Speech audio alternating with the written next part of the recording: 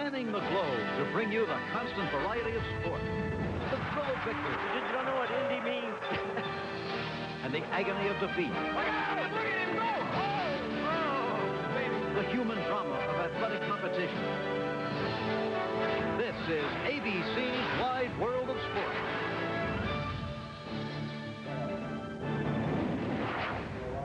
At Indianapolis, the rain has gone. The skies are clearing. The cars, the crews, and the fans are ready to go racing. The Indianapolis 500, a cornerstone of the American sporting landscape. Many of our great racing heroes have been defined by their accomplishments on this 2.5-mile oval. The Speedway has no greater hero than A.J. Foyt. His 35 performances on the Indianapolis stage have included tantrums, tears, and 4 Indy wins. Danny Sullivan took the lead in the 1985 race, then rescued his spinning race car with a heroic effort that saved his car and won him the race.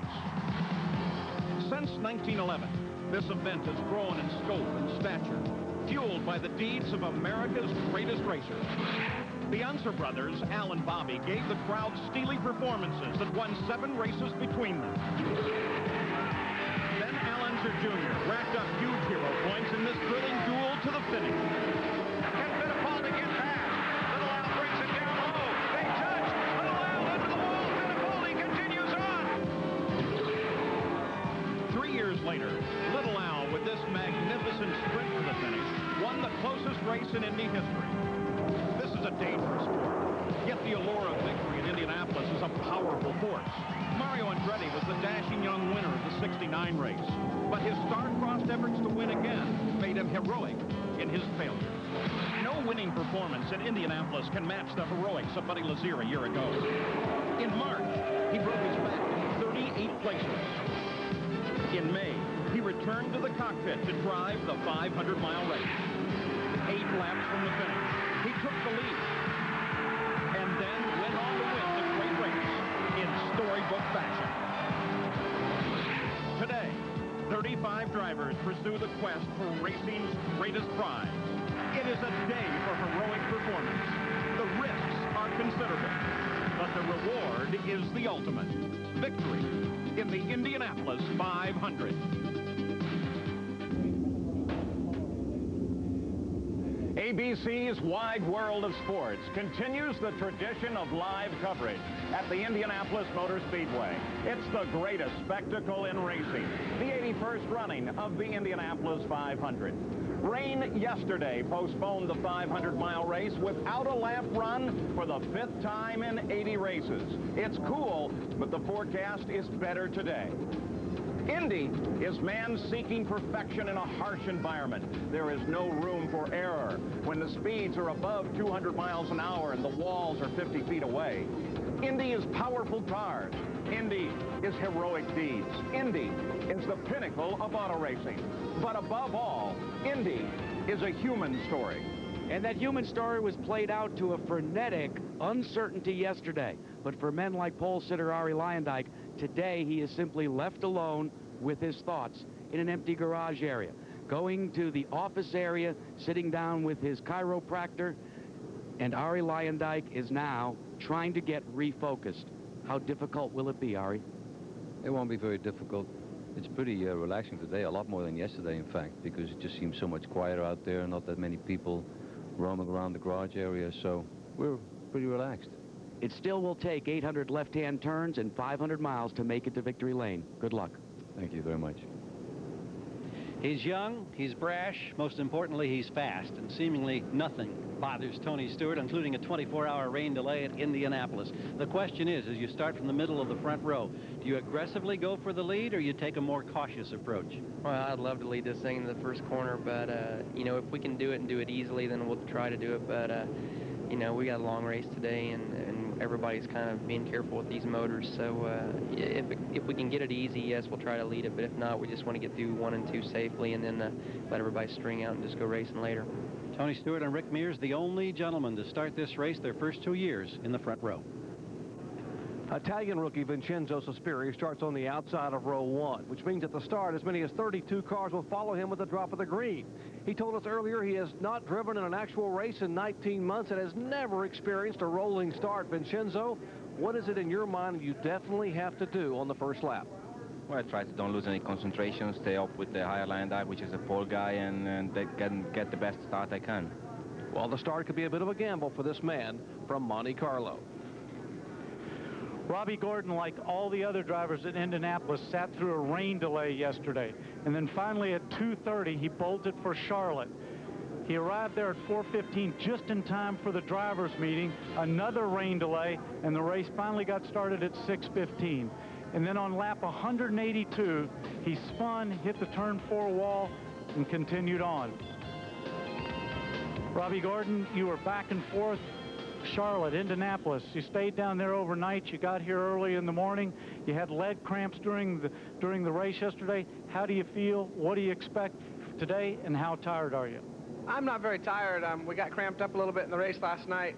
You know, when I wrecked there, it was a little unfortunate. We knew the rain was going to come in about 20 laps, and we had to go. So, you know, today, it's a 500-mile race. Of course, we're concerned like everybody else if the motors are going to run for 500, but all the guys on the Coors team have done their job. We think we can do it. Mother Nature black flagged this event yesterday. We're in the motorhome with Buddy Lazier, last year's winner. And Buddy, you've been a little bit under the weather also this month. The delay, is that a positive or a negative for you? Well, I think it's just all the same for me. I mean, I really feel bad for the fans. What was amazing yesterday, it's pretty clear that they have a lot of passion and a lot of love for the sport, because they, you know, as they were walking back and we watched them, they had smiles on their faces. So I think they're a lot like the drivers in that they love the race, and they understood there's just nothing any of us could do about it. Competitive drivers, competitive people can take any situation and turn it into a positive. Up on top of the paddock grandstand, there are two small booths. One is the USAC Race Control Center. The other is our broadcast position. From here, you can see for miles, and the weather looks much better today. The Indy 500 is changing. That's nothing new. Indy has changed a dozen times in its history. Strong emotion is not new either. Many third and fourth generations are here in the same seats their families have occupied for years. For them, Indy is an emotional commitment. So it's little wonder in this time of change that there are strong opinions. This year, there are newly designed cars and engines. No longer are the turbochargers and their pop-off valves a problem. They're gone. This year, there are 13 new drivers from a wide variety of motor racing disciplines. This year, there are 35 starters, not the traditional 33. The IRL had reserved 25 starting spots for their cars, but two non-IRL cars set marks faster than those machines. So the IRL decided to add the two extra cars so that they would, in fact, start the fastest 33. That set off this year's controversy. But Indy is constantly changing, and arguments are commonplace. It's what draws hundreds of thousands of people to the Speedway every year. It is the summit of motor racing. Now, in a moment, you'll hear from more drivers, and we'll show you the differences in the machines. You're tuned in now to see your favorite daytime shows on ABC. They will return tomorrow. Indy, the new Indy Racing League, is ready for the 81st running of the Indy 500.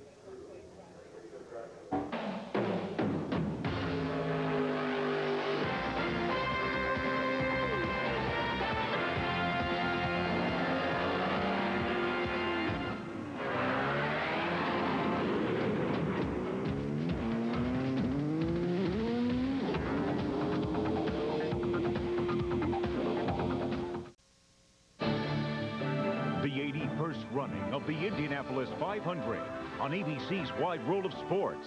Brought to you by Oldsmobile and your authorized Aurora retailers. Valvoline Durablend, the #1 selling semi-synthetic motor oil. Goodyear, #1 in tires. And National Car Rental.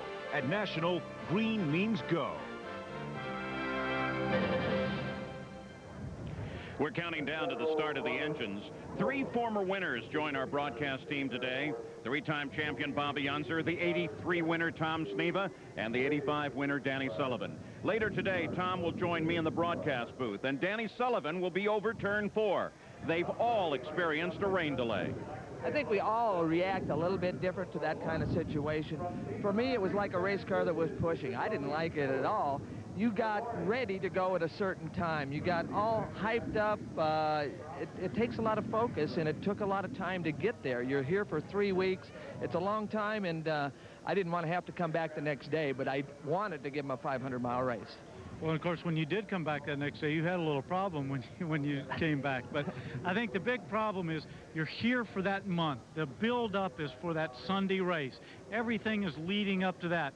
You wake up in the morning, it's raining. What a downer. You go down flat, then all of a sudden it dries out a little bit. You think you're going to get the race. You lift back up, and then it goes raining again, and you go down, and then they finally say, okay, we're coming back tomorrow. I had a very difficult time with that. I thought it was very hard to go up and down like that all the time. Well, let's hear from another champion, Bobby Unser, who's over there in turn 2. How did you deal with that, Bobby? Well, Danny and Tom, I had it rough. I remember back in the middle 70s, I came out here 3 different days in a row. Now, every morning, and I was fast that year, and every morning I woke up, I'd go to the racetrack knowing I'm going to run. The weatherman always says the race is going to happen today, as you guys have seen this year. But in true, it didn't happen. So my stomach each day just kept getting tighter and tighter and tighter. I was running out of clean clothes.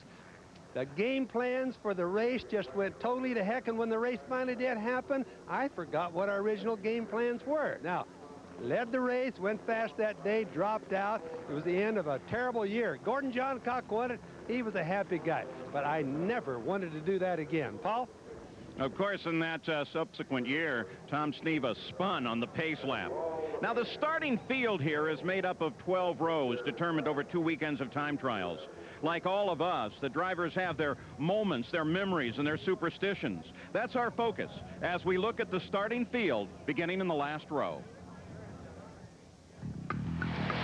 For only the second time since 1933, a 12th row is lined up on the grid.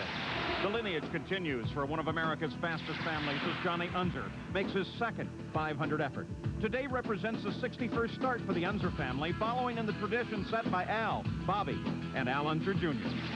Now a seasoned veteran, Lynn St. James prepares for her 6th consecutive 500 with her eyes closed. One of the things I do to prepare for the Indy 500 is to visualize clean, fast laps in my head. Today she'll start the number 90 Delora Infinity. In row 11, a sophomore at the Brickyard, Paul Durant remembers the unique sportsmanship displayed by Al Unser Jr. when he gave the thumbs-up signal to winner Emerson Fittipaldi after their epic struggle in 1989. A rookie from Canada, Claude Bourbonnais, is an 11th-hour entrant.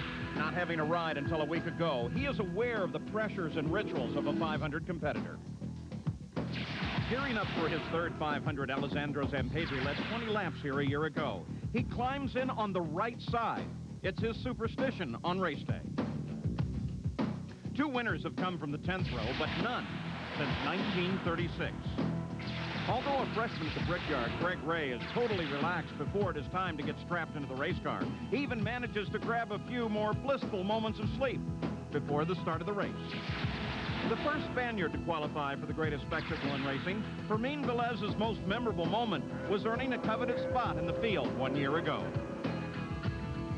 Dennis Vitolo is making his first start since '94. He rides with a good luck charm.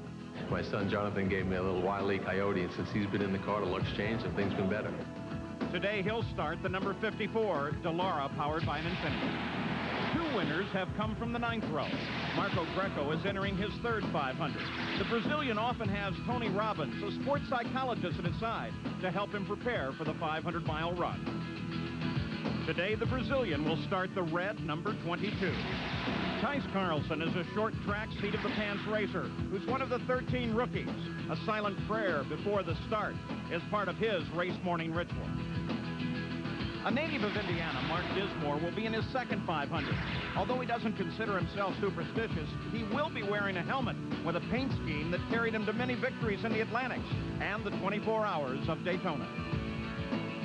3 rookies fill the same row for the first time since 1985. A rookie from Arizona, Billy Rowe, was asked to serve on Tom Sneva's pit crew in '83.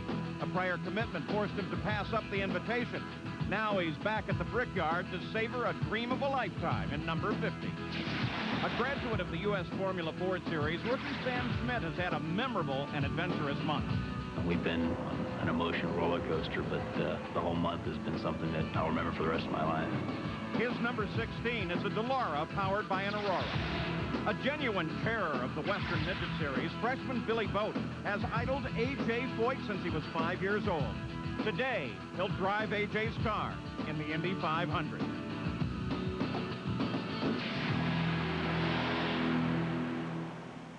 Well, just being here today is evidence of an amazing and astounding comeback for Alessandro Zampedri. A year ago, you may recall the last lap, final turn, the red car, airborne, horrendous crash into the fence. Now, following 9 surgeries, countless hours of rehab, he's back, ready for his second Indy 500. How close to 100% do you feel going into this race? Well, racing-wise, I would say I'm 99.9. I feel great. I feel very strong. I train a lot and work very hard. And honestly, I feel, with a lot of energy. And I feel I can go all the 500 miles. My major car has been running strong lately, so I really look forward for a nice, strong run today. He starts in the 11th row, of course, and trying to get revenge for what fate dealt a cruel hand last year. Jack? Gary, if you're a rookie, you have a lot of uncertainties leading into the Indy 500. That's the case for Billy Rowe. So his car owner, Antonio Ferrari, has prepared a book telling him what to expect, what to see on the pit boards. And, Billy, you say that the rain actually helped you as a rookie. Yeah, I think we got to go through the scenario of the morning of the race. Now we get to do it the second time, and I think we're more prepared this time than we were yesterday. Yeah. And, Jack, I got this announcer's handbook here for you because I noticed you've been having trouble with your announcing, and I'd like you to read it. Since I'm in the textbook business and I sell textbooks, but I'll give it to you for free. Jerry? Well, 29-year-old rookie Sam Smith's racing career started at age 5 in motocross and abruptly stopped at age 10 when his father was paralyzed in an off-road racing accident. His mother's dream was for him to get an education. He now has a master's in international finance. His father's dream was to someday run the Indy 500. Today, Sam fulfills both his and his father's dream. Sam, this must be special for you. It's extremely special. This has been a lifetime family dream, and it doesn't really matter where we're starting or where we finish. We're here, and we hope to be here for a lot of years to come. Irrespective of where he finishes, his parents have to be proud. Paul? Sam Schmidt, one of the great stories here, out on the main straightaway. The cars already sit in position. In the field today, there are 2 new chassis types and 2 engine manufacturers. Today, hovering above the Indianapolis Motor Speedway, the Goodyear Blimp Spirit. This is the Goodyear Blimp that is based over in Akron, Ohio. She's so beautiful up in skies that are much more clear today. Now, we've told you about the changes in the rules. It's an astonishing feat that 2 new cars and engines were developed in 1 year and are ready to race today. Gary and Jack can get us up to date on the new designs. There are only 2 chassis available to drivers in this year's Indy 500. You have the Delara chassis here, made in Italy. There are 21 of them in the 35-car field. And you have the G-Force chassis, 14 of these made in England, competing in today's race. There's one key way that you can tell the difference between a Delara and a G-Force on television. On the G-Force, notice in front of the rear wheels, it's clean coming off the side pod right here. By contrast, when you go over to the Delara, you'll see this aerodynamic flip-up or kick-up wing right here in front of the rear tire. These cars generate about 15% less downforce than a year ago, and they've been slowed by 15 to 20 miles per hour. The biggest difference you'll see between last year's car and this year's car is this air induction box right behind the driver's head. And, Gary, the reason we need this air induction box is there's a brand new engine formula as well. This year, they use a normally aspirated, non-turbocharged 4-liter power plant that needs that air. Now, teams, again, can choose between 2 engines. One is the Oldsmobile Aurora, the other is the Nissan Infiniti. Oldsmobile accounts for 29 in the 35-car starting field, and Infiniti has 6. Now, these are production-based engines. What that means is you could find a similar engine underneath the hood of your passenger car, but they are purpose-built. They've been severely modified to withstand the rigors of 500 miles of racing. Now, the differences between the Oldsmobile, well, the Oldsmobile's a little shorter, a little lighter, puts out just a little bit more horsepower. The folks at Infiniti have concentrated on reliability and feel that that is going to be the ticket to making it to victory lane. We continue to look at the starting field, the middle of the field, where there are 6 veterans, 5 rookies, and 1 sophomore. The 7th row has produced 5 Indianapolis 500 winners. Stepping up from Indy Lights, Robbie Groff is in his first Indy 500. His most memorable moment at the Brickyard was when his older brother Mike qualified for the 1991 race. Today, he'll drive the number 30. It's a G-Force powered by Aurora. 14-time World of Outlaws Sprint Car champion Steve Kinser is making his first 500 start. He has a soft spot in his heart for the classic roadster era in the 40s and 50s, Indy's most romantic years. Starting his 13th Indy 500, Roberto Guerrero has twice finished second, but his most sparkling memory remains his stunning pole run with a 1- and 4-lap record. He set it in 1992. The record stood for 4 years. In the 6th row, veteran Mike Groff, who is anxiously awaiting his 4th start at the Indy 500. His most vivid memory was Mario Andretti's popular triumph in the 1969 500-mile race. The IRL points leader will be starting number 10. The racing dentist from nearby Carmel, Indiana, rookie Jack Miller, has been one of the most promotionally minded and fan-friendly rookies to come to the famed Brickyard in many a year. Colorado native Buzz Calkins is starting his second 500. He first attended when he was 16 years old. He stood just outside the gasoline alley sign back then. Today, he'll walk under it with his racing gear in hand. 7 times the 500 winner has started in the 5th row. A native of Sweden, Kenny Brack, is another of the talented rookies in today's field. His first hot lap here at Indy will forever be etched in his memory. He drives for Rick Gallis, who won the race as an owner in '92. A quiet and unassuming rookie, Alfonso Giafone, joined the field on the first day of time trials. He's proud to follow his fellow Brazilian Emerson Fittipaldi to the hallowed halls of the Brickyard. Stefan Gregoire will run his 3rd Indy 500 today. His biggest thrill in his career was qualifying for the 93 500 as a 24-year-old rookie. He qualified faster than Fittipaldi, who won the race that year. Only 3 500 winners have started in row 4. Flamboyant Robbie Gordon is gearing up for his 4th start. Twice he's led the great race. One of my most memorable moments was in 1995. To come from a lap down, end up leading the race. And to finish the Indy 500 is always a success. Today, Robbie Gordon will start number 42. In his 8th race, Eddie Cheever acknowledges the compelling ingredients of the 500. He respects A.J. Foyt above all other drivers for his 4 wins and 35 straight starts on the Memorial Day Weekend Classic. Buddy Lazier is the defending champion of the Indianapolis 500. Last year, he authored a spine-tingling charge from 3rd to 1st in the waning laps, and then took a sip of milk in Victory Lane. A tradition that began 60 years ago. Well, a man who's a big fan of Indianapolis, the festivities, getting ready for his 8th 500, Eddie Cheever. How do you assess your chances to win this thing today, Eddie? I tried to do it 7 other times, and now I'm changing strategy, but I can't tell you what it is, but I think we're in good shape for today. This is the Indianapolis 500. If you're a racing driver, this is where you want to be. The only thing is the 26th of May, not the 25th. There you have it. We'll watch Eddie Cheever with great interest, car 51. Paul? Well, the clock continues to count until the engines start. It's now just 24 minutes for that command. For the 9th time, that command will include the word lady.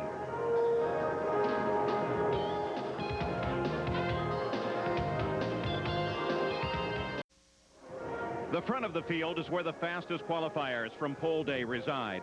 58 winners have come from the first 3 rows. They are the top contenders.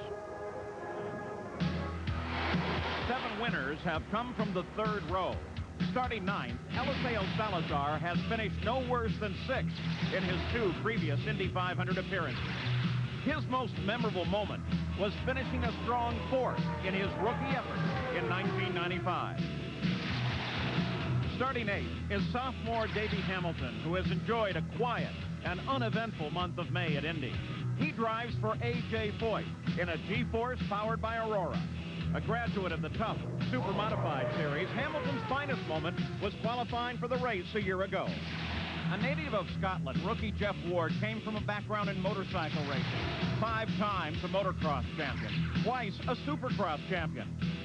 Ward has always admired the 4-time Indy 500 winner, Rick Mears.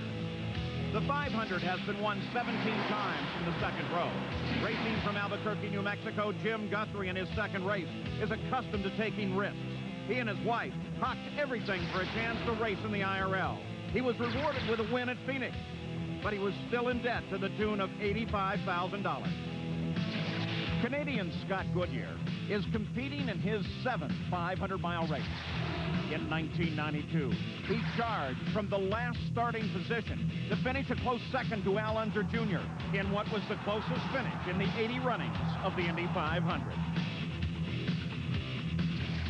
Robbie Buell is driving his second 500. He first came to the Speedway in '71 as an upper deck spectator. My most memorable moment of the 500 is when I first fell in love with racing. It was when I was age 7 and I came here. 34 winners have come from the front row, including 5 in the last 9. Italian Vincenzo Sospiri, the fastest rookie in the field. His great memory is simply arriving at the Indy 500.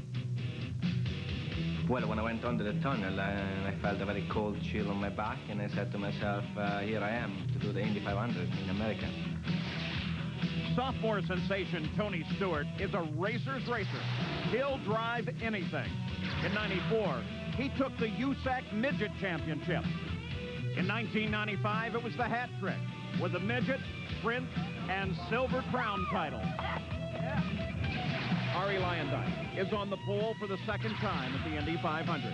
He owns many of the speed records at this grand racing palace. The 1- and 4-lap qualifying records. The fastest speed ever in practice at nearly 240 miles an hour. In '90, he drove the fastest 500 ever at 185.9 miles an hour, starting outside the front row. Only 15 times has the pole sitter won the race.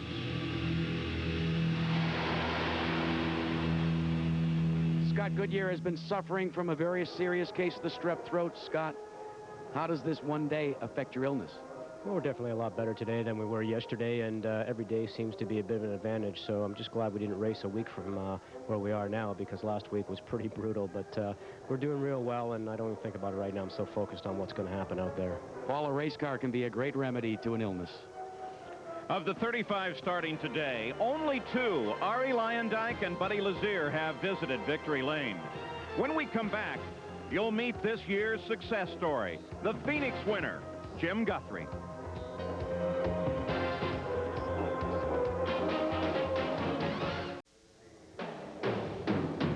This is the 81st Indy 500, live on ABC's Wide World of Sports.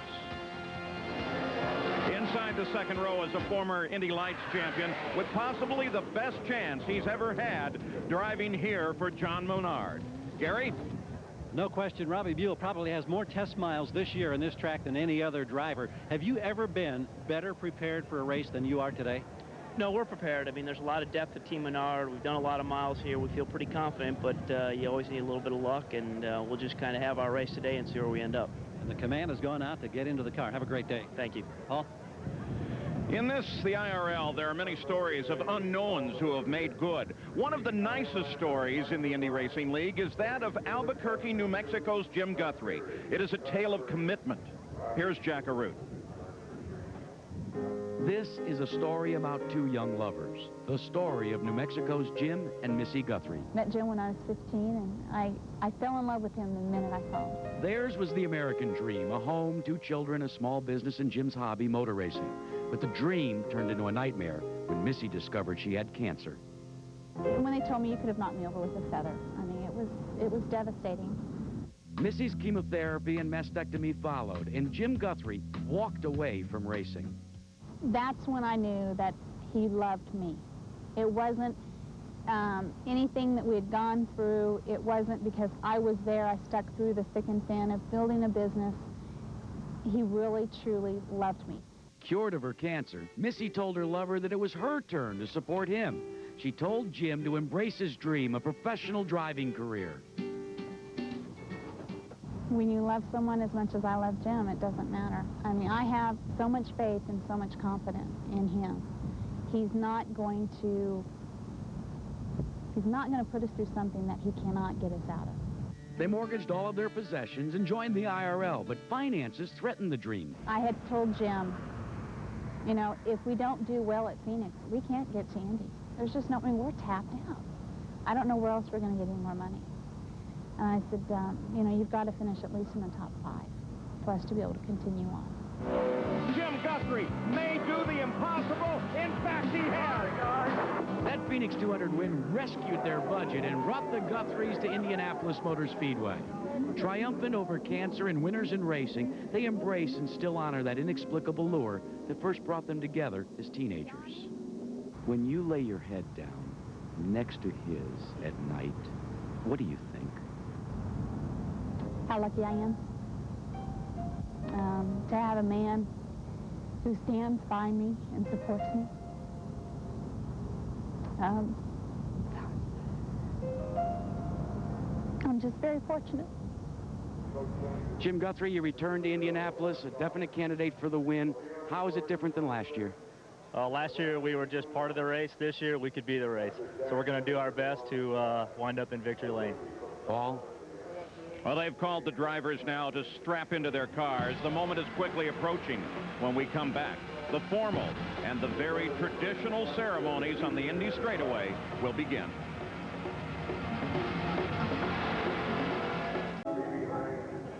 Many of the fans, also the Purdue All-American Band, the flyover, many of these things could not return to Indianapolis for the formal ceremonies for today, but nevertheless, they are ready to begin with just slight alterations. We join the public address system. Returning to the Indianapolis Motor Speedway, again the ever-lovely Florence Henderson.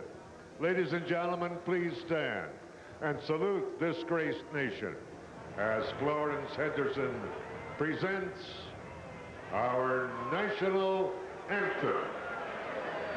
Oh, say, can you see by the dawn's early light what so proudly we hailed at the twilight's last gleaming, whose broad stripes and bright stars through the perilous fight o'er the ramparts we watched were so gallantly streaming, and the rocket's red glare, the bombs bursting in air, gave proof through the night that our flag was still there.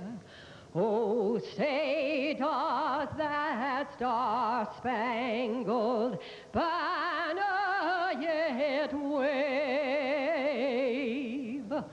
o'er the land of the free and the home of the brave?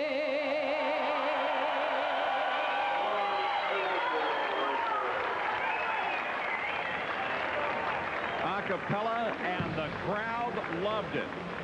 Now we're moving closer to the start of the engines. We'll return with more of the Indianapolis 500 after this message and a word from our ABC station.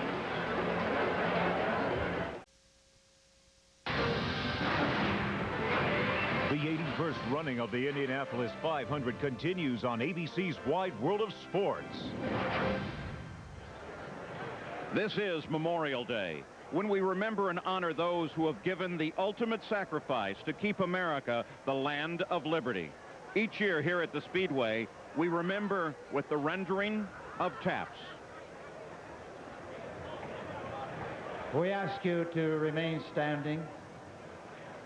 On this Memorial Weekend, we pause here in a moment of silence to pay homage to those individuals who have given their lives unselfishly and unafraid to make it possible for us to witness as free men and women the world's greatest sporting event.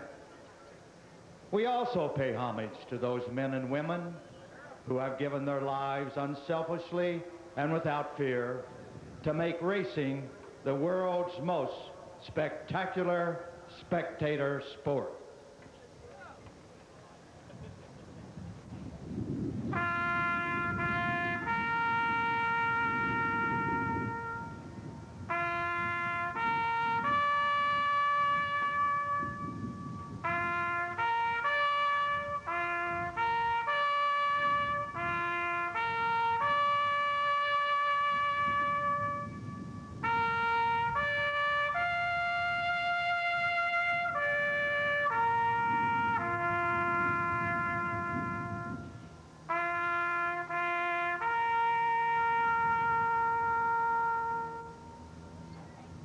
Well, race fans, regretfully, our friend Jim Neighbors is unable to be with us in person. However, Jim hopes you will enjoy his recorded presentation of a Speedway tradition. Jim Neighbors, and back home again in Indiana.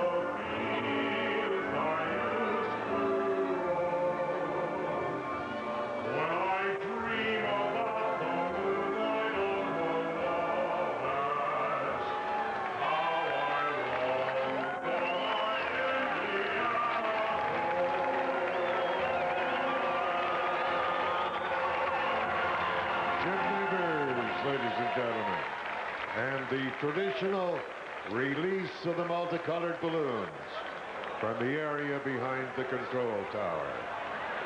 Thank you very much, Jim Neighbors.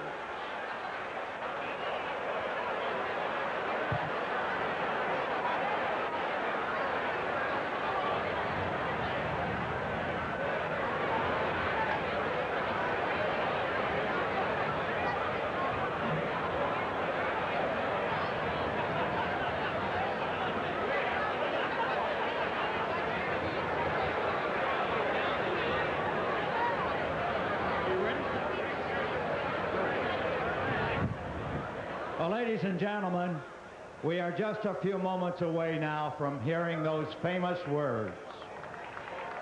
Certainly an emotional time for all of us as we wait the start of the 81st running of this event. And the time has arrived. And here to give those famous words is Chairman of the Board of the Indianapolis Motor Speedway, Mrs. Mary Hellman George. Ladies and gentlemen, start your engines. And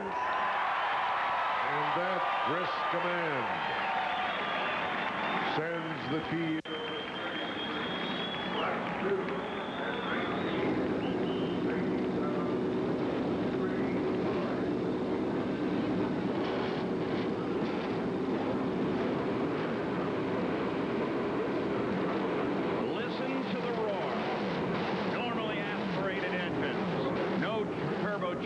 To muffle the exhaust.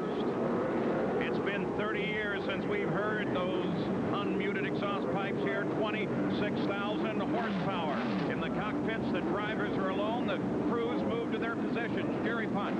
Well, he's owned Robbie Gordon's NASCAR stock car for years, but today Felix Sabatos gets a taste of Indy tradition. You own an Indy car. What is the emotion? Is it what you expected? It's exactly what I expected to be. It reminded me of my first time in Daytona.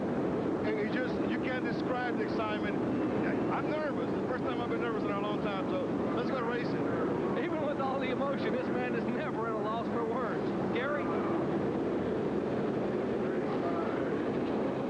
John Menard stands here, finger in the air, over the roar of the engines. Do you ever get used to this moment in Indianapolis?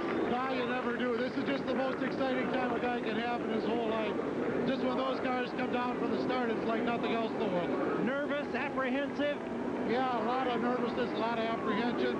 We're going to have a good race. We're going to have a good time this afternoon. Cars are rolling. Jack Arose. Well, Rick Gallish, you've won this race before, but you've come here today looking for your second. Is it any different than the first time? Hey, Jack, it feels real special out here. I mean, you come out here and you look at all these people on a rain day like this, and you just, God bless them, and God bless auto racing. It's great. And Paul, let me tell you, it may have rained, but maybe that says it best, the headline from the morning paper. We're all ready to try it again. The drivers roll away behind the Oldsmobile Aurora pace car. The safety crews give the thumbs-up sign as they motor past. Now let's take a look at the starting field for the 81st running of the Indy 500. On the pole, Arie Luyendyk, his 13th Indy 500 and 4th time on the front row. Tony Stewart, the second straight front row start at Indy. And Vincenzo Sospiri, the fastest rookie in the field, who has not taken a flying start in big cars. In the second row, Robbie Buell, he ran 9th in last year's 500. Scott Goodyear, who ran 2nd here in 92. And Jim Guthrie, the popular winner at Phoenix. Row 3, Jeff Ward, the rookie from Scotland. Davey Hamilton, the sophomore in A.J. Foyt's car. And Eliseo Salazar, the veteran from Chile. The 4th row, Buddy Lazier, the defending champion here. Eddie Cheever, his 8th 500. And Robbie Gordon, who has twice finished in 5th place. In row 5, Stéphane Grégoire, the youngster from France, his 3rd Indy 500. Afonso Giaffoni, a 29-year-old freshman from Brazil. And Kenny Breck, a graduate from the Formula 3000 series. Row 6, Buzz Calkins, a 26-year-old Colorado native. Dr. Jack Miller, the racing dentist from nearby Carmel, Indiana. And Mike Groff, the IRL point leader. In row 7, Roberto Guerrero, twice a runner-up in the 500. Steve Kinzer, the king of the outlaws. Robbie Groff, he's made the jump over from Indy Lights. In row 8, Billy Boat registered the 6th fastest speed overall. Sam Schmidt from Las Vegas and Billy Rowe. The 9th row, Mark Dismore. Tice Carlson taking over for the injured John Paul Jr. and Brazilian Marco Greco. The 10th row, Dennis Vitolo, Fermin Velez of Spain, and Greg Ray, a Texas rookie who has been quietly quick. The 11th row, Alessandro Zampedri, who was bumped but then got back in with a late qualifying run. Claude Bourbonnais, Jim Guthrie's teammate, and Paul Durant. In the 12th row, added Lynn St. James, her 6th straight 500-mile start, and Johnny Unser, the 5th Unser to start the 500-mile race. On board the pace car, there's 3-time champion Johnny Rutherford. He will bring the field to the green. Looking out the back of that pace car, the view of the field. They've not yet assembled into the rows of 3. Let's go to Jack Arute. Well, you talk about that new sound where there's new things that the crew has to deal with. Remember, on board, in lieu of the normal 40-gallon fuel cell in the past, it's 35 gallons. Methanol is still the fuel of choice, but here's what you must consider. With less on board, that means more pit stops. Now, granted, most teams are making about 2 miles to the gallon, but some teams have said as many as 7, 8 stops, but if there's a lot of caution, a couple of teams may try to make it in 6. Gary? And with those 7 or 8 stops, Jack, there are many teams here at Indianapolis who have very little experience in 500-mile races, and particularly at Indy. It's a huge challenge for all of these individuals. If any of this equipment should happen to fail, or if an individual has a problem, it could be devastating to their driver. Remember, you lose 1 or 2 seconds here on pit road, it costs you hundreds of yards on the racetrack. They know that they've got the biggest challenge they've ever faced, but they've got to wait before they can spring into action for the first time. It'll be 25 laps or so before we see them go to work, and then they've got to deliver the performance of a lifetime. Jerry? Well, Gary, the index of error could escalate today when you add in one more factor along with inexperience, and that is fatigue. For the past 2 days, these crews have gotten 3 o'clock in the morning wake-up calls, have had to come to the track by 4:30 in the morning. Yesterday, with the rain delay, they were here late last night, wiping off parts, trying to get them dry. The crews are tired. When you're fatigued, you lose focus. When you lose focus and can't concentrate, that can lead to miscues in the pits. Of course, Paul, that could be a big problem with at least 7 pit stops here today.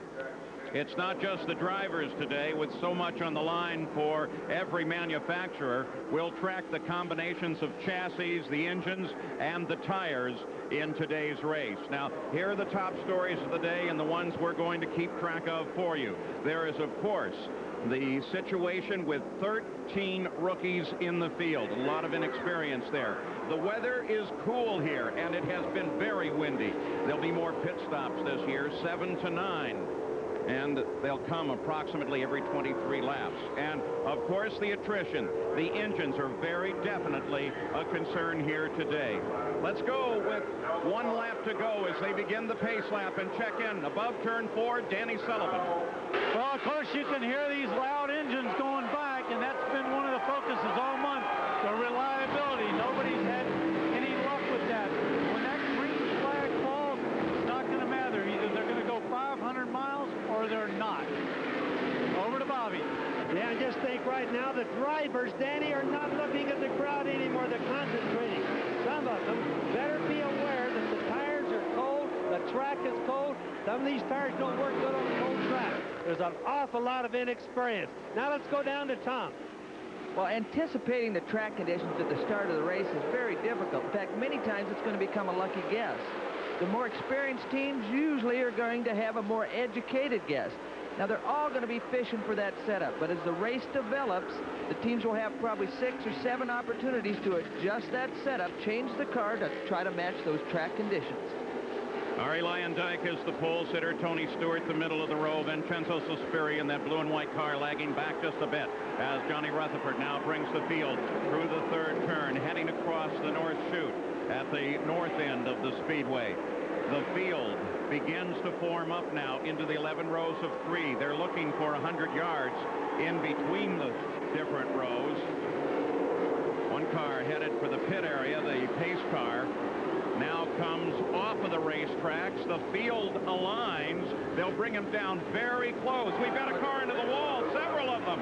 Right on the start, Kenny Breck, the 17 car of Alfonso Giaffoni into the wall, and that's before the start.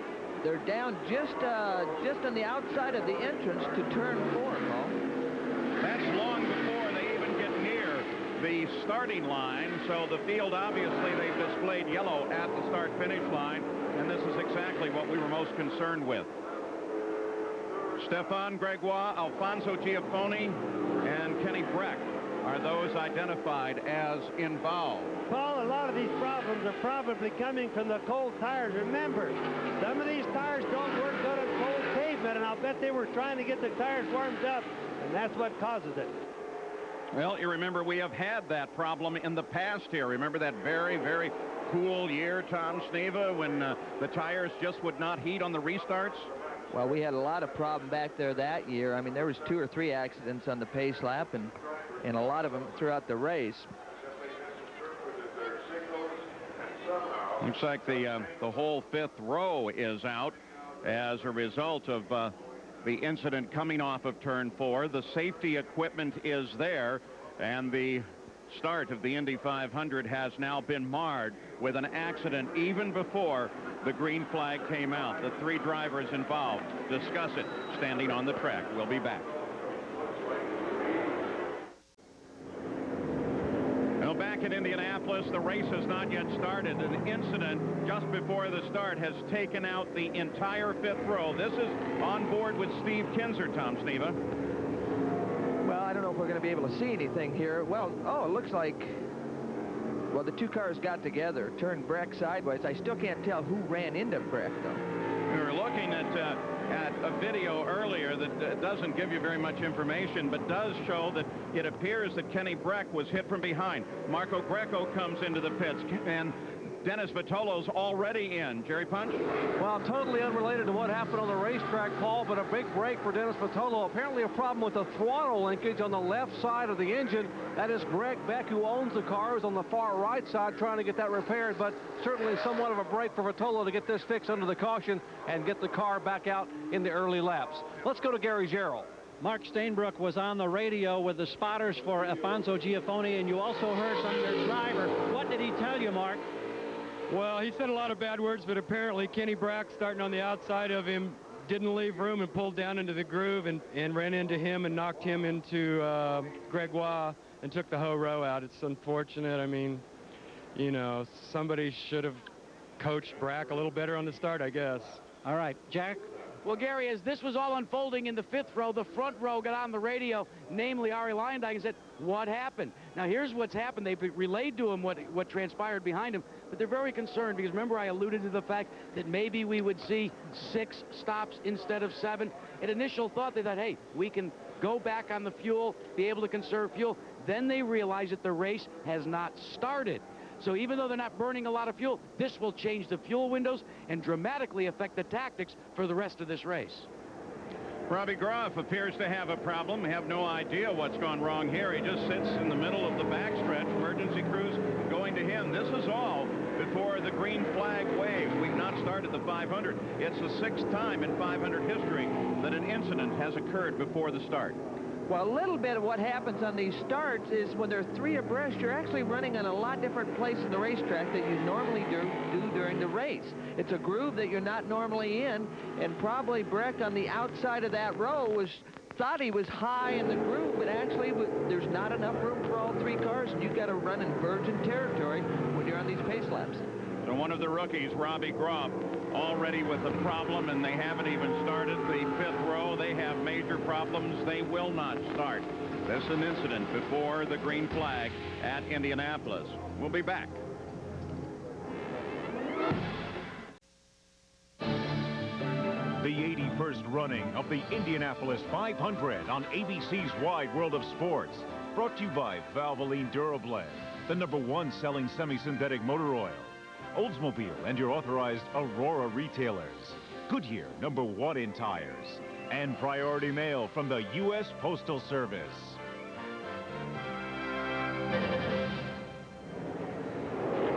Back at Indianapolis, the field not yet started, continues to circle behind the pace car. A lot going on. Sam Schmidt appears to have an engine problem. Jerry Punch? We're here in Robbie Groff's pit. Dennis McCormick, who is the car owner, is watching and waiting for his driver to come down pit road. They're trying to get him towed in. And Dennis, if we could ask you right quick, what happened to Robbie? He was just going down the back straightaway. He said he was in 3rd gear and the motor just quit on him. So we're trying to get him towed in here and get the electronics changed.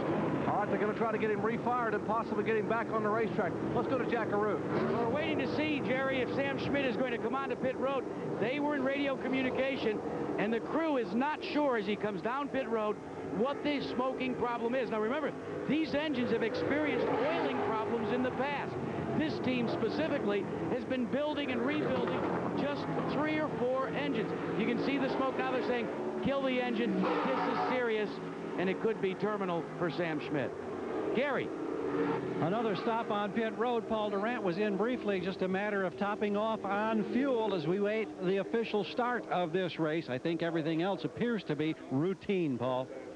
And all of that action before the green flag flies. Well, a lot of the cars are coming in and topping off the fuel. There was some concern whether they'd be able to go back and start in their original positions, but many of them are coming in topping off. It's going to be interesting to see what the others do before green flag comes. Of course, the interest in doing that, Tom, is so they can widen out their pit strategy deal. They can get more laps and hope for a yellow flag, pit under yellow as opposed to a green. So the field will now reform on the next lap. They will, of course, be minus the 5th row. They will also be minus the car of Sam Schmidt. And we'll see who else. The pits are now closed. They did open them for a while, and many people, including Buddy Lazier, came through the pits. Now we've got this situation where we're going to reset the entire start. They were up yesterday, Tom Sneva. They were up for a start today. Disaster hits in turn 4. Now how are they? Well, I mean, their emotions have got to be up and down, but a lot of the guys have tried to practice a start, maybe even played with traffic, but, you know, there's no way you can simulate what they're about to experience in the next few laps. Now, you might, in fact, after all what we've seen already, you might want to move the women and children back a little bit from the TV screen. There in the starter stand, that's General Ronald R. Fogelman, Chief of Staff of the Air Force. He's the honorary starter today as they celebrate the 50th anniversary of the Air Force. The field on the front stretch, they will go back into rows of 3 alignment. Bobby, as they come off of turn 1 and head for you, what are you thinking? Well, Paul, I just had to notice when they were coming down for the original start how big a gap there was between the cars. Some of them were being overcautious. They just have realized over history that you must get the race started. But over here, I think they're going to be good this time. Moving off of 2 down the back stretch. Danny Sullivan, you watched that happen. You've been there any number of times. Psychology at this point. Well, of course, everybody was a little flat. Now they got pumped up for the race. Then we have another little flat spot with that yellow. Now they're pumping themselves back up, but I think everybody's going to be very cautious because they've seen the mistakes that a couple other drivers have made. Once again, as they begin to align, Vincenzo Sospori, the blue and white car, scheduled to start on the outside of the front row, has dropped back in behind Tony Stewart. He did that as they approached the line the last time. Apparently, he is very respectful of the start of this race and doesn't look like he wants any part of the drag race that Ari Luyendyk and Tony Stewart are about to stage. Remember, Sosberry has never started a rolling start in big cars. Again, the pace car is off. The field now comes down toward the green flag. They are closely bunched. And here we go. The green flag finally out at Indianapolis. Ari Luyendyk jumps into the lead.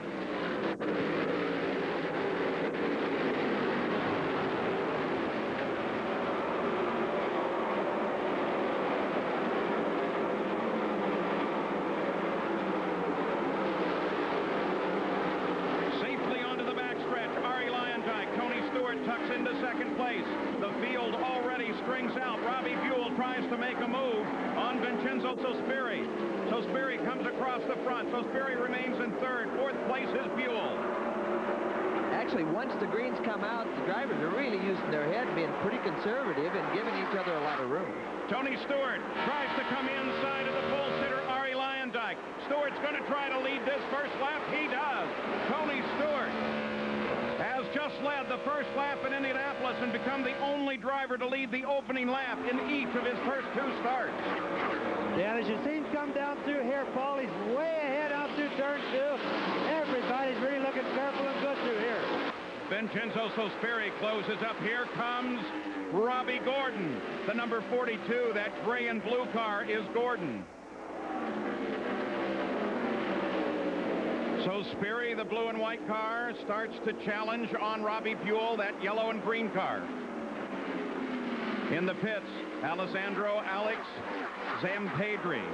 That tremendous story of courage from last year made it back in, and already his day is in trouble. Here goes Gordon. The 42 car, Robbie Gordon, comes around Sosberry and moves now heading for Buell. He goes way wide off the corner, though. Bobby? Yes, we have to keep in mind of Robbie Gordon. A lot of experience here compared to a lot of guys in the field. So we expected Robbie to move up pretty quick. Tony Stewart leads it. Luyendyk is second. Robbie Buell. And then that car. The gray and white Coors machine, it belongs to Robbie Gordon. He raced last night at Charlotte, flew back this morning. He is here today, ready to try and win the Indy 500. Well, last night at Charlotte, he had to go up and through the pack 2 or 3 different times. He was real fast down there, had troubles in the pits, but passed a lot of cars in that race. So as they come across the line, up at the top, we'll have our banner throughout the day. It tells you who is leading and the position of every car in the race, the lap count, and the position of those cars relative to the leader. The leader, of course, is Tony Stewart, followed by Luyendyk, Buell, Gordon, and then Jim Guthrie, the Phoenix winner, is tucked in right behind Gordon. They're going to go into the corner side by side, but then Jim Guthrie thinks better of it. Well, one of the things I'm seeing down there in 4 is that Robbie Gordon and Tony Stewart both seem to be able to run a little higher line than everybody else. Danny, they've been running that way over in turn 2, but Tony Stewart's been doing that for some reason. He seems to like the high line here. All right, we can go back while we watch the run here at the front and review the pre-start of the race, really. Gary Gerald? Kenny Breck is back in his garage area. Kenny, can you tell us what happened as you anticipated your first Indy 500 green flag? No, I cannot really tell you exactly what happened. All I know is that I got hit from behind, and what the reason for that is I don't know yet. I will have to wait and look at the videotape and see where all the cars were positioned and what happened, you know. How concerned were you about a rolling start in this race? No, that's normal for these races. There's nothing wrong with that. It's just perfect. I'm extremely disappointed for the team and everything and all the sponsors. We worked tremendously hard for this, and we didn't get to do the race, you know, and that's extremely disappointing. But anxiously looking ahead to seeing a replay himself, Paul. Ari Luyendyk closing now on Tony Stewart. Battle for the lead at Indy.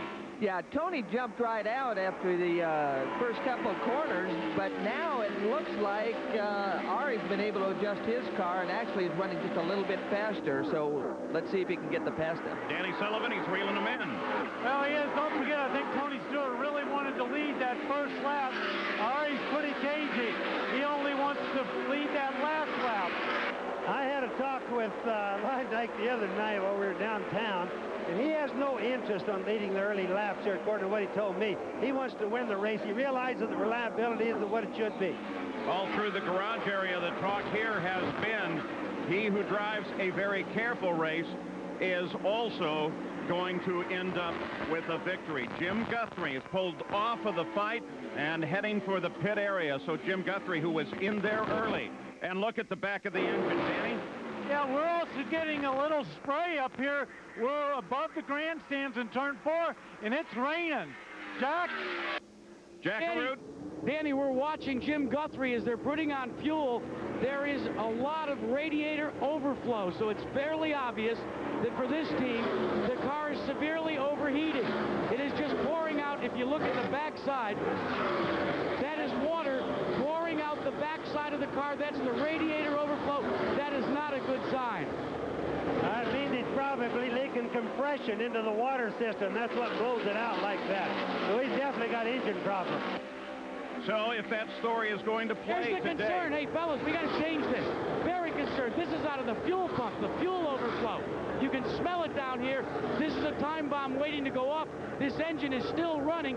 One of the fire crew from the Indianapolis Motor Speedway has taken a barrel and is trying to catch the overflow. This is something new when you're dealing with these new engines. Tom, why wouldn't they shut the engine off and stop the pump? Well, I don't know. If they think that's fuel, they need to get the motor down. So we're going to track that. We're going to track the front of the field. A lot going on here at the Indianapolis 500.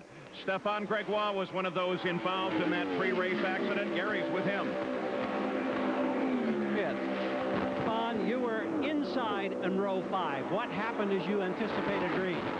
That's what I would like to know, you know. Somebody touched me on the back. I think it's Alfonso Giaffone had to touch me, and apparently it's coming from Kenny. Kenny went too low on the track, and probably Alfonso didn't have room enough to stay on the middle, so somebody touched me, and as soon as I felt something, my car went straight to the wall. Did the drivers, did you talk to each other back at the hospital? Was anyone angry? Everybody is angry, but nobody knows what happened. Everybody is thinking that they didn't do any mistake, so I would like to see the replay, because I was very surprised. Anyway, someone touched me, and I had to go to the wall, you know. It's a big shame. Thank you, Stefan. Jerry? Well, Gary, Sam Smith missed the accident, but it's still a short day. What happened? Well, it's something in the motor. We don't know specifically what. You know, it just results of the guys working so hard the last week trying to put a bunch of motors together, and it's blowing water out the left bank, so we're not sure what it is, but it's not going to go very far. All right, Sam Smith out of it. Let's go to Paul. Yellow's come out, Claude Bourbonnais. That's a teammate to Jim Guthrie, the car that was in the pits pumping what was reported as fuel. And now here is Claude Bourbonnais, the 72 car, as he pulls over, smoke at the back end. Tom, looks like a motor. Yeah, it does. And this is a team that won at Phoenix and had great engine reliability. Now all 3 of their cars are out in the first part of the race. So an entire team gone. And of course, that story, while we watch Claude Bourbonnais, the leader of this team, Jim Guthrie, who had such a grand day at Phoenix and had so much riding on this race, now all 3 cars, which have been very powerful, appear to be out. Paul, let's update you on that situation with Jim Guthrie, the lead driver. Thankfully, it was not fuel, Tom. That's why they didn't shut it off. They panicked a little bit, but what happened is it is a radiator. It is clogged up. They're trying to work down by the side pod, but it's basically a day is done for Jim Guthrie. So, Steve Kinzer, we watch from his position. He started 20th. He's now to 12th in the early going of the 500-mile race. So we are under yellow, probably for the Bourbonnais blown engine, but there is also, as you can see on the onboard camera there, a little bit of rain beginning to show as well. Now on May 31st, join ABC for the 3rd round coverage of the Memorial, sponsored by Dean Witter. This will see this year's champion, Tom Watson, defend his title against the Byron Nelson winner, Tiger Woods. The field with the emergency crews on. There is Jim Guthrie's wife, Missy. Concerned, of course, that Jim, Bourbonnais, and Schmidt, the entire team, might be in jeopardy.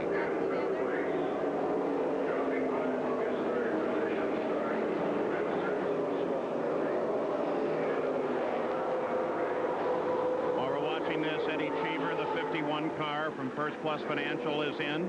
Gary Gerald. We watched from over the wall with the team. They're waiting also for his teammate Jeff Ward. They're going to try to stagger the stops. Eddie Cheever with his first stop successfully completed. More and more raindrops. Jack? Let's show you. This is a piece that goes inside the side pod between the radiator and the front of the side pod. It's called a baffle.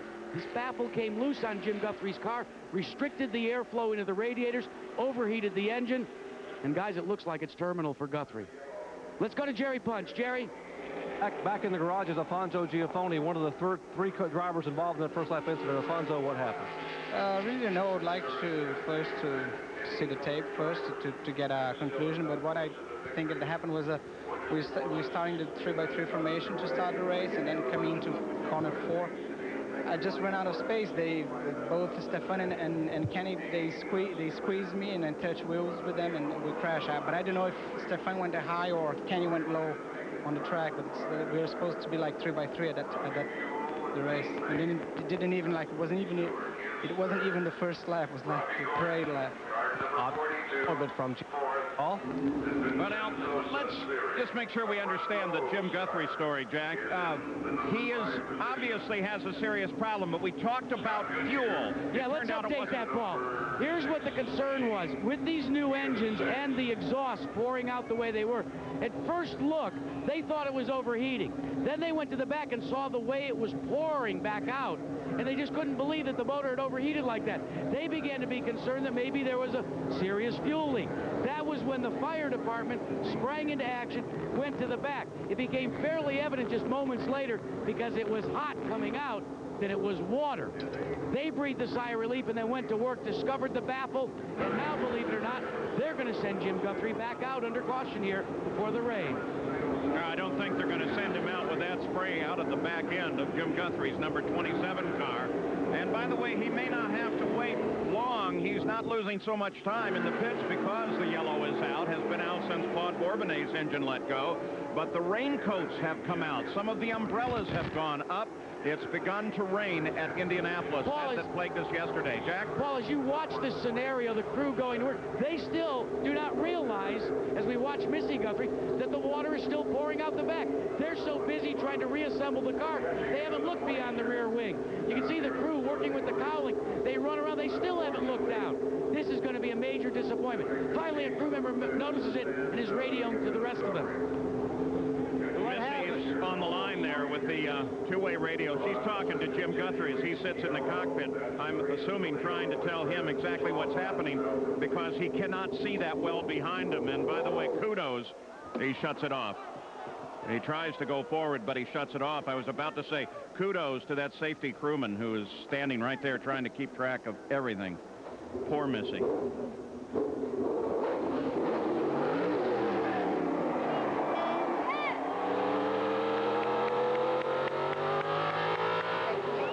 Guys, I think he's in trouble in that engine because the compression is leaking into the water system and pushing the water out in the back, and it's going to be terminal. I don't think that engine's going to stay much longer. Bobby, he's coming right by you. Take a real good look at it. Do you see anything? Nothing at the back at this moment. Wait just a minute, Paul. When he goes by, I'll look and see if I can see water coming out. I don't see any water coming out right now, but it could be. Right, of course. 7th positions in front of you. There might not be anything coming out the back at this point because he might have already leaked the water out of the racetrack. Because it's all gone, Tom. I know. Well, the other thing, Tom, too, is if he can keep running and it rains. I'm sorry, 6th position, Danny. We're, of course, listening to two-way radio communications, as is our style. We'll continue to do that. You know, these engines only hold about 5 gallons of water total between the radiator and the engine, Paul, and we watched him get an awful lot of water going to that bucket. They weren't putting any more water in the radiator, so we have to assume he doesn't have any more. All right, let's go to Jerry Punch. Well, Canadian Claude Bourbonnet, we documented the fact that you had an engine problem. Did you have any warning at all that you were going to have a motor problem? Not really. The only thing, the engine, I could tell was not pulling properly, but there was no sign of major problem, and it just happened right in the middle of corner 4. I'm just glad the oil didn't go in the tires. or Schmidt, Bourbonnais, and now we hear your teammate Guthrie's having a problem. Could be a bad day for Blueprint. These guys have worked hard. The cars have been very reliable, and all of a sudden, right where you need everything to last, there's a problem. Paul? 13 laps are now complete at the Indianapolis 500, the last several under yellow. Jim Guthrie continues to motor around. You can see the sprinkle of rain on the front of the onboard camera on Jim's car. The Oldsmobile Aurora pace car is in front of the field. The field, of course, now single file because the race is underway. And all of the crews at the pit wall, they lean over the wall and make sure that even if the two-way radios are working, they get plenty of good information. Jim Guthrie is going to come back in using that old signaling method of just a big chalkboard. A little fancier today. Well, it is. He is very fortunate. We've got this yellow for the rain and the action on the racetrack, and this could give him an opportunity if it isn't terminal, if it isn't compression in the motor that's forcing the water out. Maybe they can do something about this situation. And on the rain, Chooks, we've got a slight drizzle, but it's a steady drizzle down here in turn 2.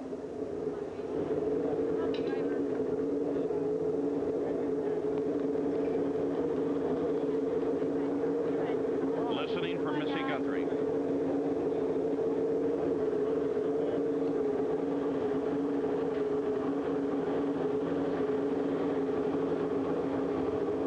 Yes, I was.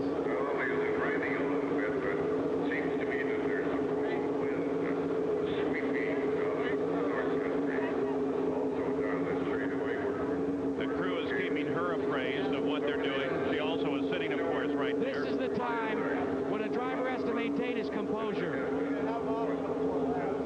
You're going to bring them in. You're only going to keep them out a couple of laps. And for the drivers, Paul Page, out on the racetrack, this is a very serious time. The rain is beginning to come down much harder, and you're starting to see it on the screen itself. But Jim Guthrie is mired here on pit road, and he is one frustrated individual. Here he comes, guys!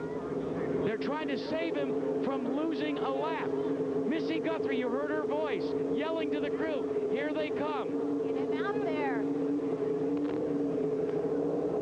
Can't send him out without the calling. He's about to go a lap down. Well, you can send him out without that, and that's what they ought to do at this point if they think they can keep that lap from going down.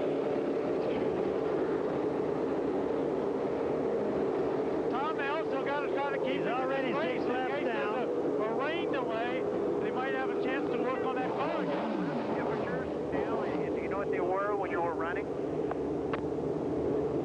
They're asking about the temperature. 82, and the oil pressure's been in the about 90, in the high 90s, and the oil is 84. At the line, the red flag goes out on lap 15. The Indianapolis 500 is stopped. Now, my question's going to be, in the past, the rule has been that you can't work on the cars until they decide what to do. He'll have some time. He's angry now. I bet he's going to go to work on the car. He doesn't seem to be that pleased with the USAC decision to have him shut that motor down. But this may work to their advantage. It may give them an opportunity they otherwise would not have had because they will stop all of the cars. Now, in the past, they have waited a specific interval until they've said you can work on the cars. If they let them go to work on that right away, they may have gained a great deal of time. Well, they're getting as many breaks as they can, but, you know, they're already 3 or 4 laps down.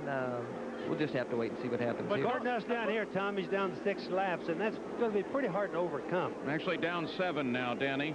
Yes, but what they're going to do is bring the cars in single file here. And then they will be able, once they get everybody back over to the main stretch, they're going to let them go to work on the cars.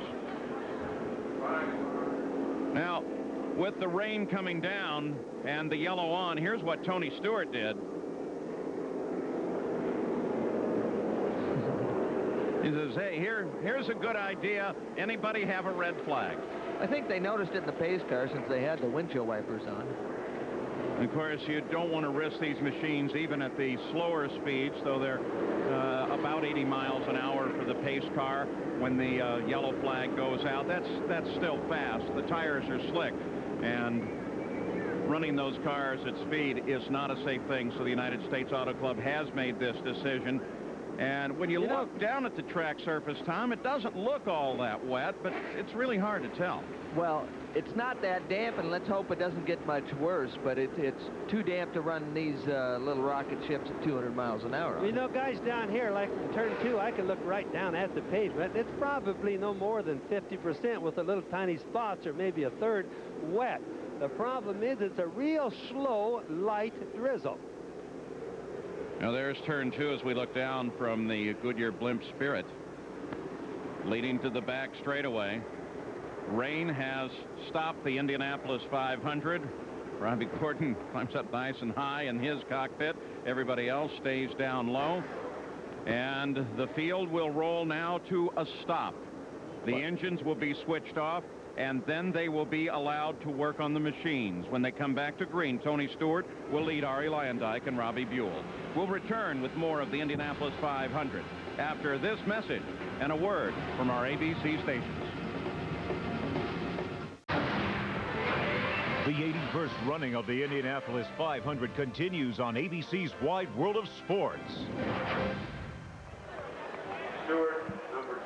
Well, if you've been following the Indy 500 on your computer, you know that right now the race has stopped with 15 laps to go, and car 2, that's Tony Stewart, is the leader of the race. If you haven't yet done that, drag the computer up close to the television set. On America Online, type in the keywords ABC Sports, and you can see the timing and scoring as it reels off. Don't forget, too, to join ABC Sports on June 7th for the 129th running of the Belmont Stakes. Silver Charm attempts to become the first Triple Crown winner since 1978.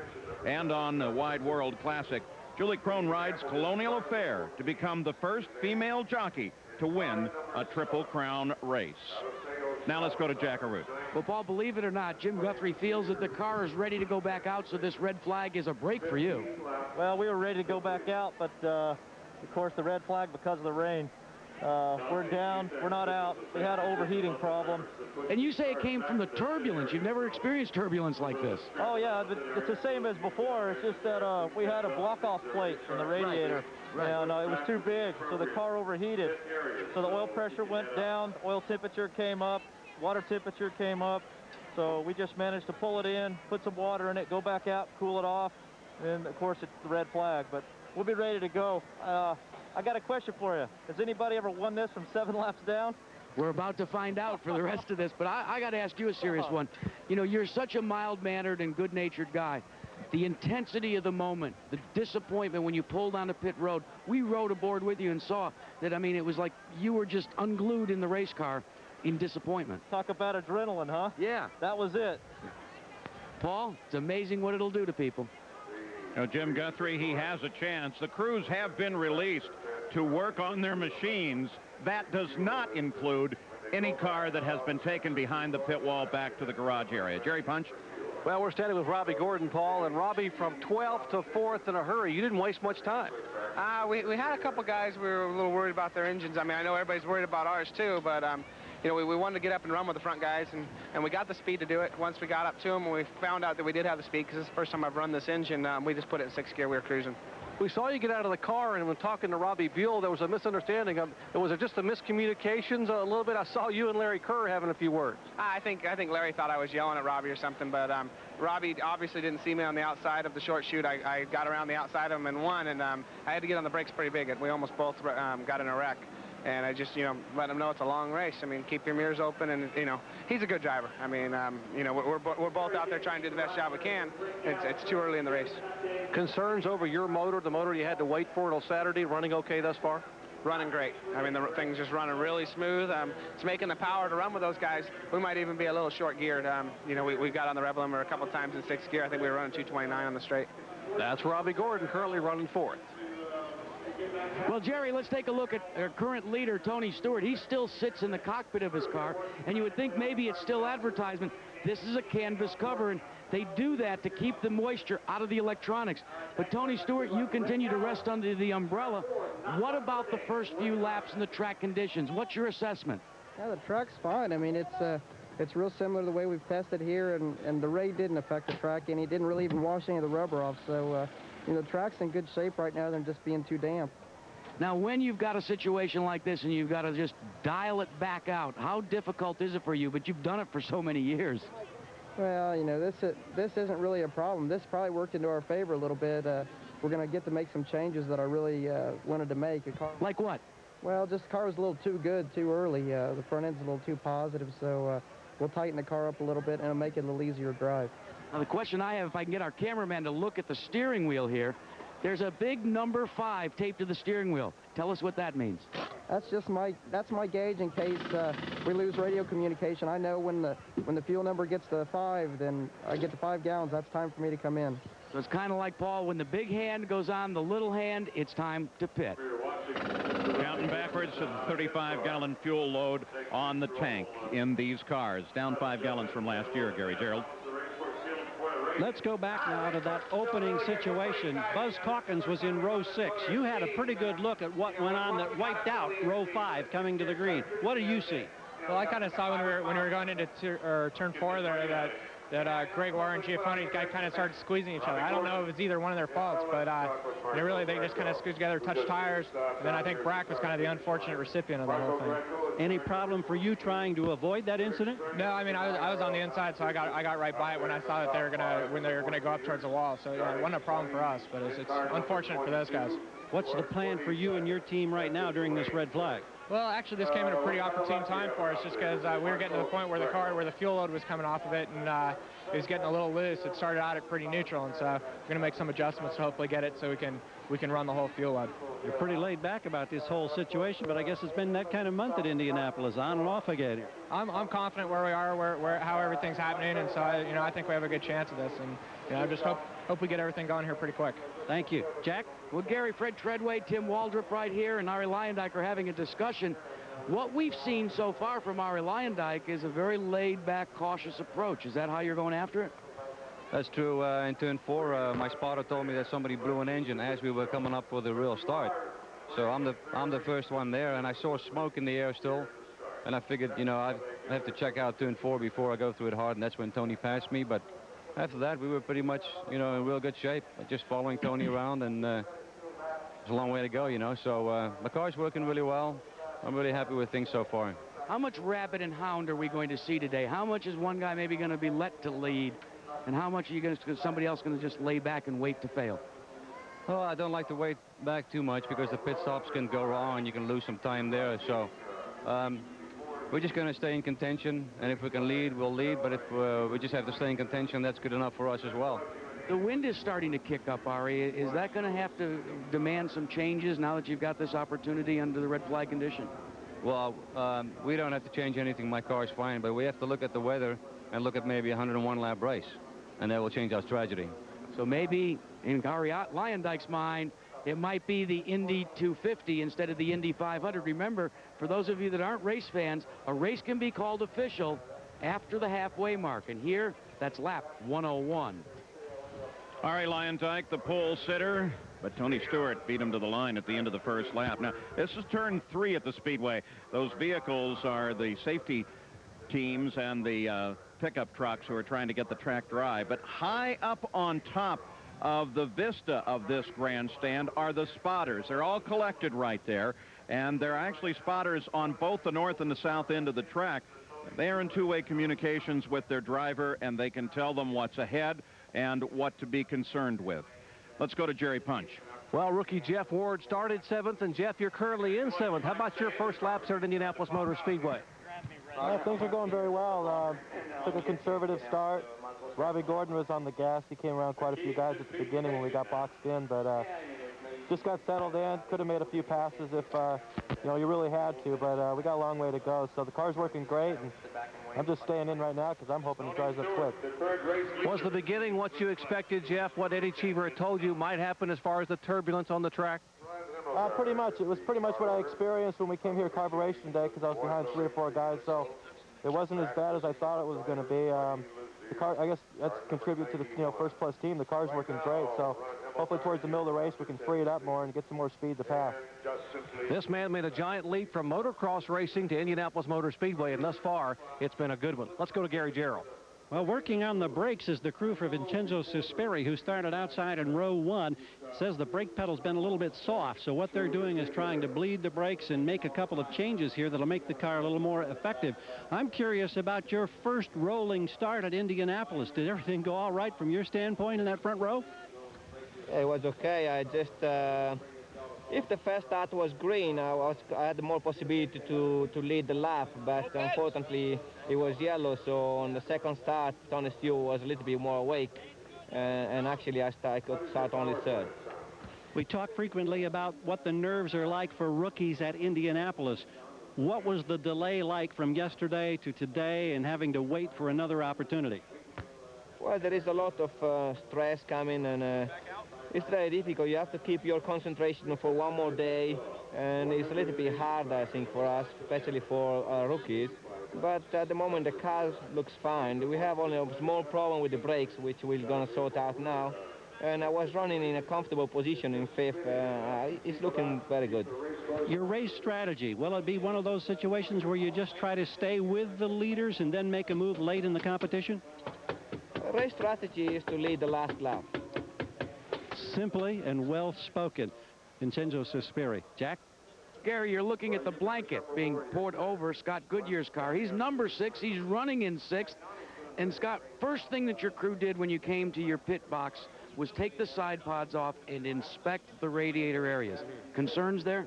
Well, there's a lot of debris out there right now, so the key thing is to make sure you don't have anything set wet back in there that you can't get out. Here, it's a leisurely stop. You've got a lot of time. They can get in there and pull out whatever's in there because all it can do is build up from here. So I think the debris is starting to blow away a little bit now, so that's good. Plus, they have just a good look around, everything underneath the pod area, because we want to make sure the Nortel car is there at the end. Now, let's talk also about tires here for a moment. You've been talking to some tire engineers. Your concerns on a restart. These tires have been up to high temperature. Now they're cooling back down. You're going to have to go back out there and build up the temperatures again. Any concerns there at all? Well, we made some pressure adjustments. I'm not quite clear if we're going to leave these ones on or not. We're going to wait to see what happens here. But really, we're just sitting back watching the pressure build on the dash as we're going around and just being very cautious about it. Probably was a little too cautious on the start, but you know, after seeing what happened in 4 there, you might as well just build the pressure up in the tires and the tire temps, and we'll sit back and just hang around all day. How tough has this month of May been for you? We documented the illness, but it's got to be tearing you apart a little bit, too, because it was a time for celebration. You and your wife, Leslie, celebrating the birth of your daughter, and yet you've got to be out here answering questions to us, driving at 200 miles an hour. Is there any time for family? Well, it's been tough this month. May's probably not the month to have a child. You know, Christopher and Michael were born in January and February, respectively, but Haley was born this month. She's a beautiful baby girl. We're very happy. We're very blessed, and right now the whole thing is that when you get back in the car and you put your helmet on, the whole thing is everybody on the Nortel team is just thinking, make sure we're out there all day long, and you know, I'm anxious. It's been an up and down couple of days because we were in the garage, we were ready to go, and then we came out here just about ready to get in the car, and your emotion builds up, and then all of a sudden, you know, the rain comes and you're back inside. So this morning you're up, you're just getting in a rhythm, and then all of a sudden the sprinkles start to come. So, you know, it's playing with the team because of setups, information, and what to do, and it's playing with the drivers a little bit too. How about emotionally for you? You know, you have got to be referred to for so many years now as the loser of the closest Indy 500 in history. You know, you're referred to as the guy that passed the pace car in the Indy 500. Think this place owes you something? Well, I don't think it ever owes you something. I think that 92 was a great moment in sport. I mean, it's been a celebration. It changed my life, changed the team's life at that time.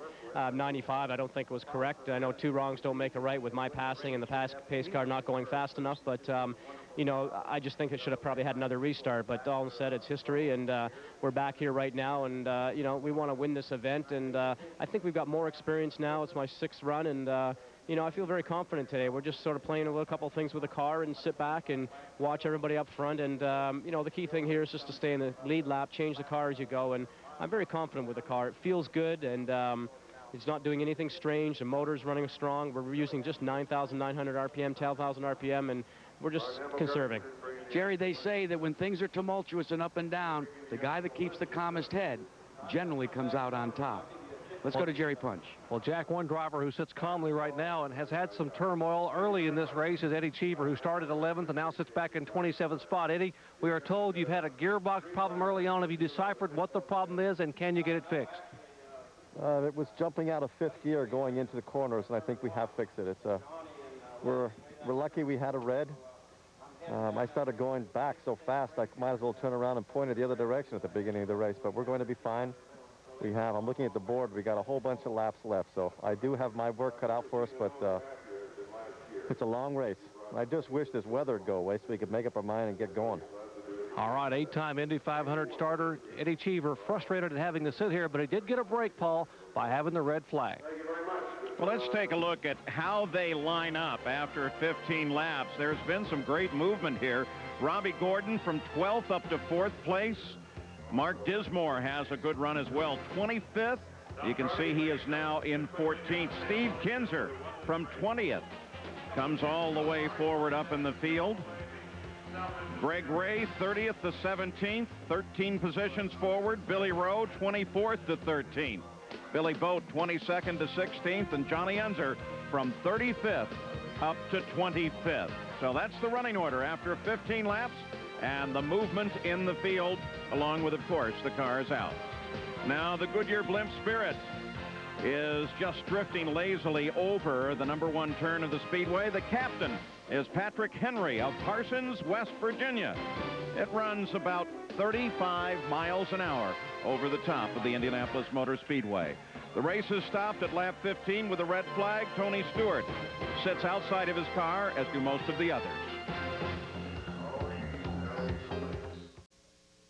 The 81st running of the Indianapolis 500 on ABC's Wide World of Sports. Brought to you by Oldsmobile and your authorized Aurora retailers.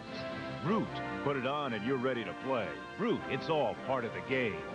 Nortel introduces Power Networks. Do you have a power network? And Miller Lite, who reminds you that anything can happen at Miller time.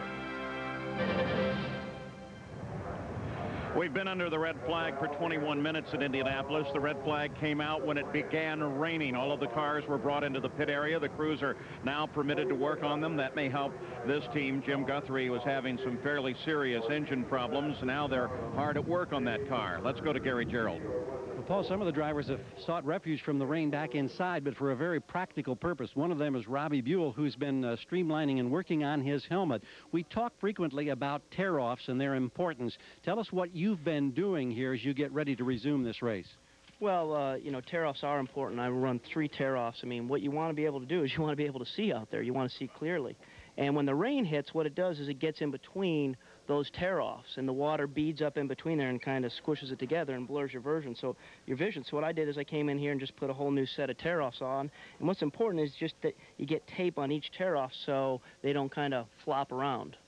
Now, you have one over here that has come off, and I don't know how well we can see this through the camera lens, but you can see how pitted and rough and distorted that is. You magnify that with 2 or 3 of those on there, and you've got a problem at 200+ miles per hour. Yeah, you do, and that's from the start of the race. That was only from, I don't know how many green laps we just ran, but that's what it looks like, and then when the rain hits, then it really gets bad with the water getting between these. So you've taken care of this part of business. Everything else good with your race car? I think so. Everything's good right now. We're just, you know, still a long way to go, we hope. I mean, we want to run 500 miles here. We don't want to get to the halfway point and have the rain hit, so we'll see what happens. I think that's a unanimous opinion. Yeah. Jerry?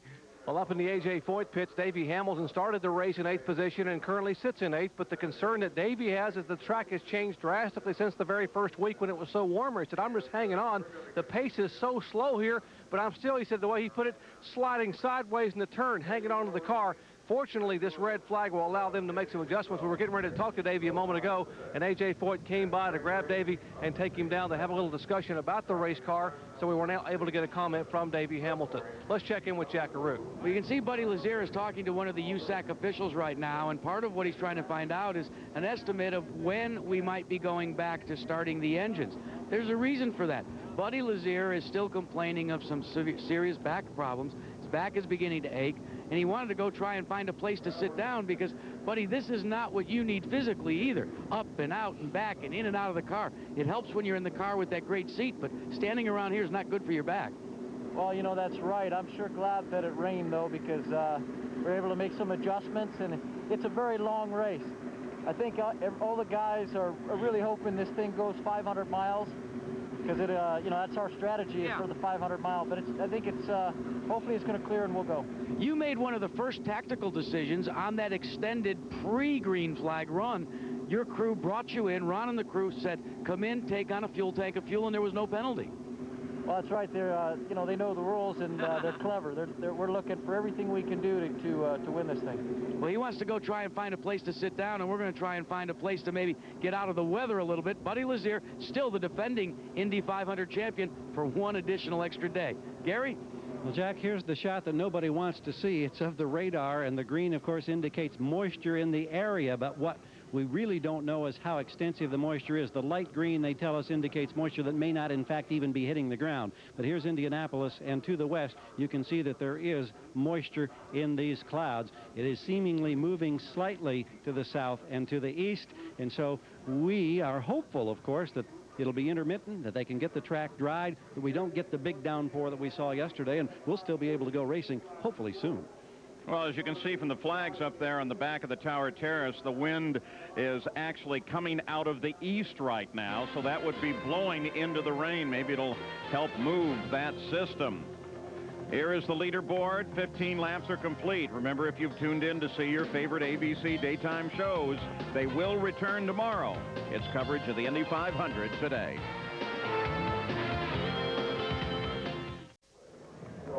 Back in Indianapolis, the red flag flies. We try to get the track dry, and we go to Jerry Punch. Well, Indianapolis rookie driver Tice Carlson's nickname is T-Bone. That's because he's never passed one up in his lifetime. Take a look at this young man, a very healthy specimen here, T-Bone. Let me ask you, you've wanted to be here a long time. I've got to ask you, at the start, were you as nervous as you said you would be?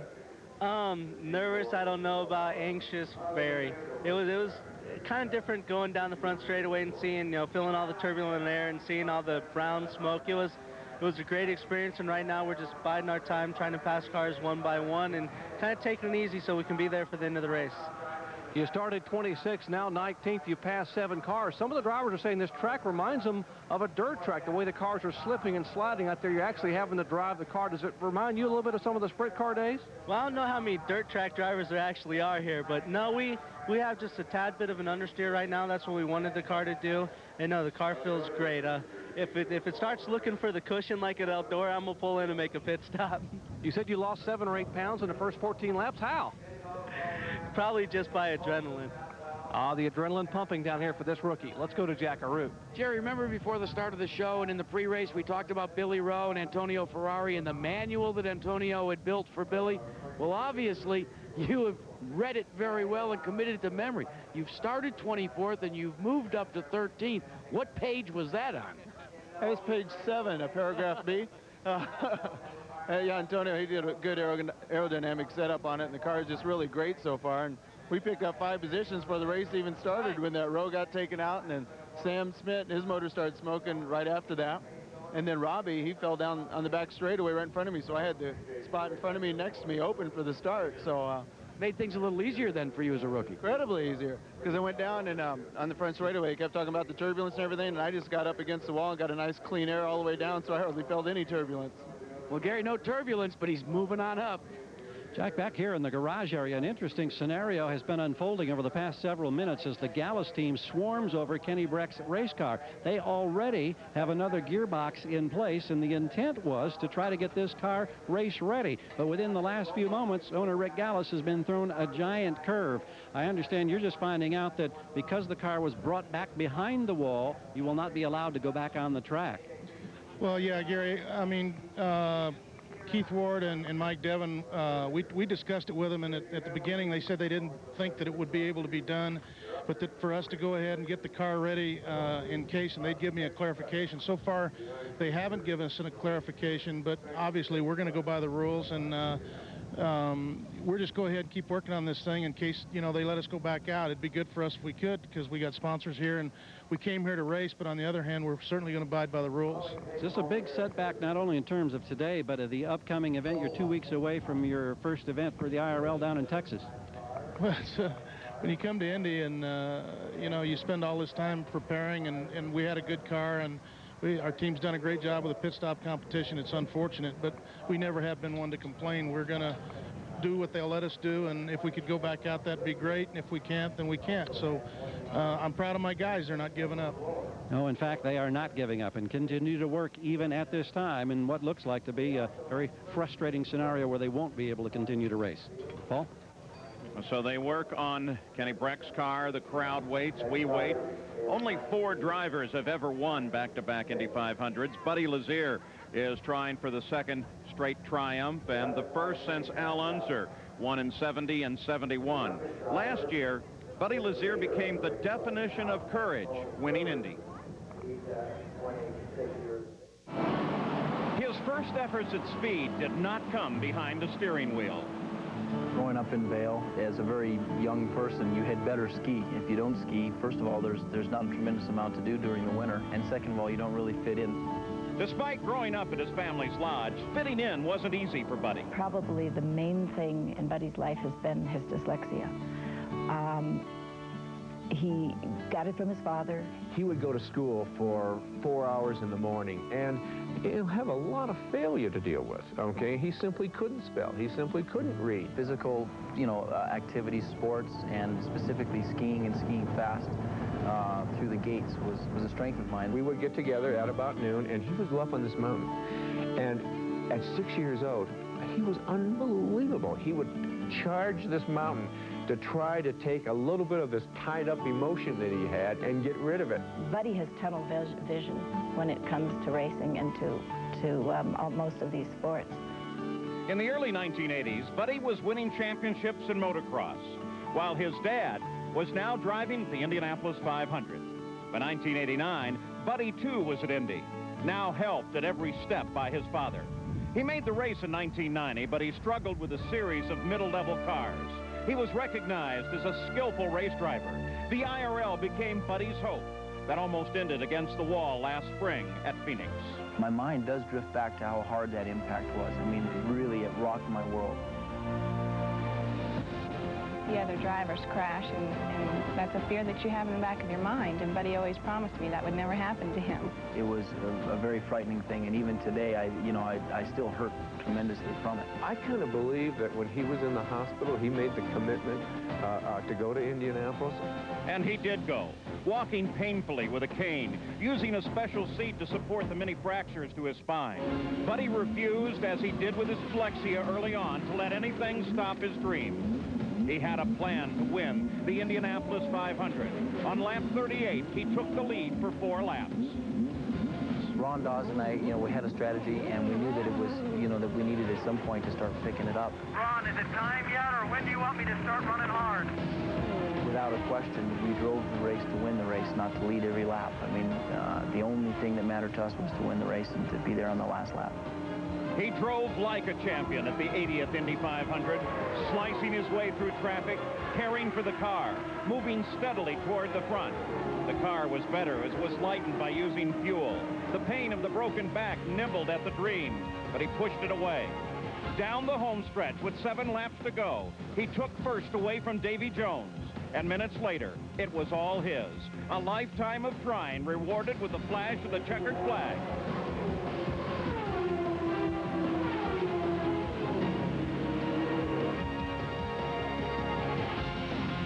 The pain was still in his eyes, but nothing could erase the joy of Buddy Lazier, the new Indy champion.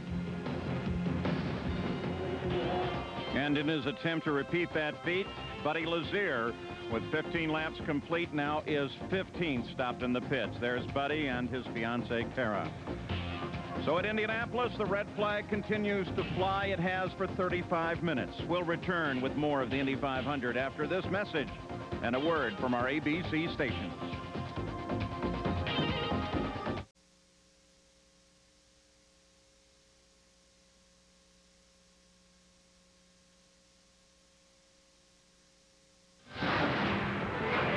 The 81st running of the Indianapolis 500 continues on ABC's Wide World of Sports. Back at the Indianapolis Motor Speedway, 15 laps complete, red flag still out. A number of cars have had engine problems in the early going. That was one of the great concerns, of course, before the start of the 500. Sam Schmidt, well, the race hadn't even started, and his engine let go, and that took him out. Claude Bourbonnais, teammate to Schmidt, engine let go on the racetrack coming off of turn 4. Then Robbie Groff stopped on the backstretch with his problems. Thank you. And his day was over. Alessandro Zampedri, engine let go, he rolled in. Now the one engine with the problem, but we're still wondering whether or not they'll get it fixed, is that of Jim Guthrie as it poured water out of the back end. They're all Auroras, but remember, 29 Auroras started this race. Jack Arute? And Paul, Robbie Gordon was looking at those engine problems because he was concerned about his engine leading into the race. Remember, he was one of the drivers that was allowed to shake down his engine on Saturday, breaking with the Indy 500 tradition. Now your team has come in under this red flag. Kenny Anderson and the crew looked under the bonnet, did a major inspection. The verdict? Very good. It looks really good under the engine. It's perfectly bone dry. The engine's running really strong, and the vibrations are really smooth. Now, what about out there in the early running, Robbie? Does that give you an indicator of how well the race will go? I mean, do you begin to build a book right now as far as how this thing's going to progress? Well, you know, we ran 4th gear for the start. We put it in 5th gear, and the car was really fast. I mean, we started to reel in the leaders.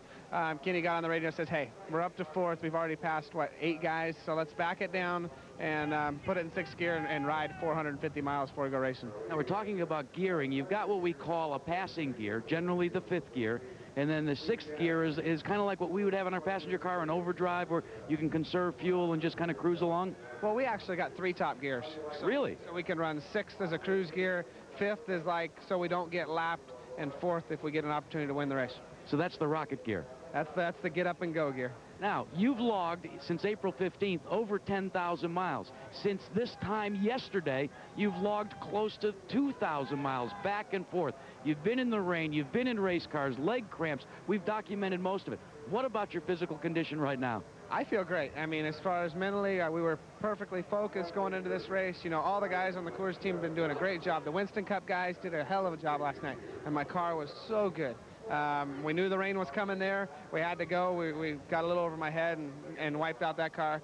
The car was good enough to keep running, but Felix Savadas, the team owner, decided, hey, we've got a great car at Indianapolis. Let's go down there and let's not wear you out tonight. That's an interesting concept, what you were talking about. You knew the rain was coming last night, and mentally you made a decision not to play it conservatively. Could we see that sort of a situation or scenario here today? Well, we were about, I think, 18 laps from halfway. Right. So we knew we had to go. Our pilots, or Felix's pilot, was in contact with the radar, and they knew the rain was 10 minutes out. About 5 minutes after I crashed, here come the rain. So, you know, if they get over halfway, that could play a role here. You know, we're going to sit and watch the laps count down, and if we get to lap 100 and we see a possible chance of rain, we'll go for that 4th gear. Jerry Punch, Robbie Gordon's got a quiet confidence right now. Well, Jack, reigning Indy Racing League co-champion Buzz Calkins finds himself just outside of the top 10 and 11th spot after starting back in 16th position. And Buzz, you were talking about visibility. We showed some of the engine problems early on. That was a problem for the drivers to see. Well, it's the sort of thing is, you know, I usually start out with 4 tear-offs, and I'd already gone through 3. By the time we got through the first 10 laps, just couldn't see anything with all the oil coming out. So it was actually kind of nice to have this stop here and dial in the car a little better and get a new visor on. Let's talk about the weather and the track changes. You guys guessed last night with it being cooler today, the track would go one direction, meaning it would be very tight, but it's just gone the opposite way. Why? Yeah, that's tough to put a finger on, and it did, and luckily we started out with the car that was pretty neutral, but it went over to loose, and you know, that's the sort of thing that we'll make some adjustments for here, but yeah, it's tough to put a finger on why it went that direction. Can you afford to tighten the car up now, knowing that we've had some rains come across and their track may be green and you may have a severe push when you go back? That's one of the things I guess you take a chance on, but I guess you're better off with the push than having it too loose. Conservative now? Do you still play it fairly conservative even though the weather is threatening and you may have to go halfway or a little bit past, or do you still lay back, or can you push it early? I still think that the best option right now is to go back there and kind of bide your time. There's a lot still going to happen. We're only 10 laps into this thing, so if you can kind of go and get yourself in a comfortable place and then start picking off cars one by one there, I think you're going to be in a lot better shape. So I think we're going to right now stick for our same strategy and hope that we can get 500 miles in. While Jack Arute picks off one more, he's in the top 10. And Jerry, Dick Simon, the chief engineer for Marco Greco's car, is looking over a sheet of paper. On it are a series of dots and diagrams for this rear wing area here, the mount. What this team is trying to do is determine with the changing weather conditions where they should position the wing in terms of the angle of attack. It will make or break downforce. That's a major handling situation and an adjustment that this team's considering to do, Paul Page. And remember, the rear wing on these cars is mandated depending on the car. Robbie Groff, by the way, is still running. He is in the order, one lap down in 28th place. We'll be back. Here at the Indianapolis Motor Speedway, they have a beautiful golf course as well. There it is, part of the course inside the track, the remainder outside. It's the Brickyard Crossing, where they will play the Comfort Classic, the senior PGA Tour event held here. ESPN coverage will be on the 19th and 20th of September, and then our ABC coverage on September 21st. Now, a lot of us are thinking a great deal about this start and the problems with it. Let's go back to another aborted start, 1982, the call by Jim McKay.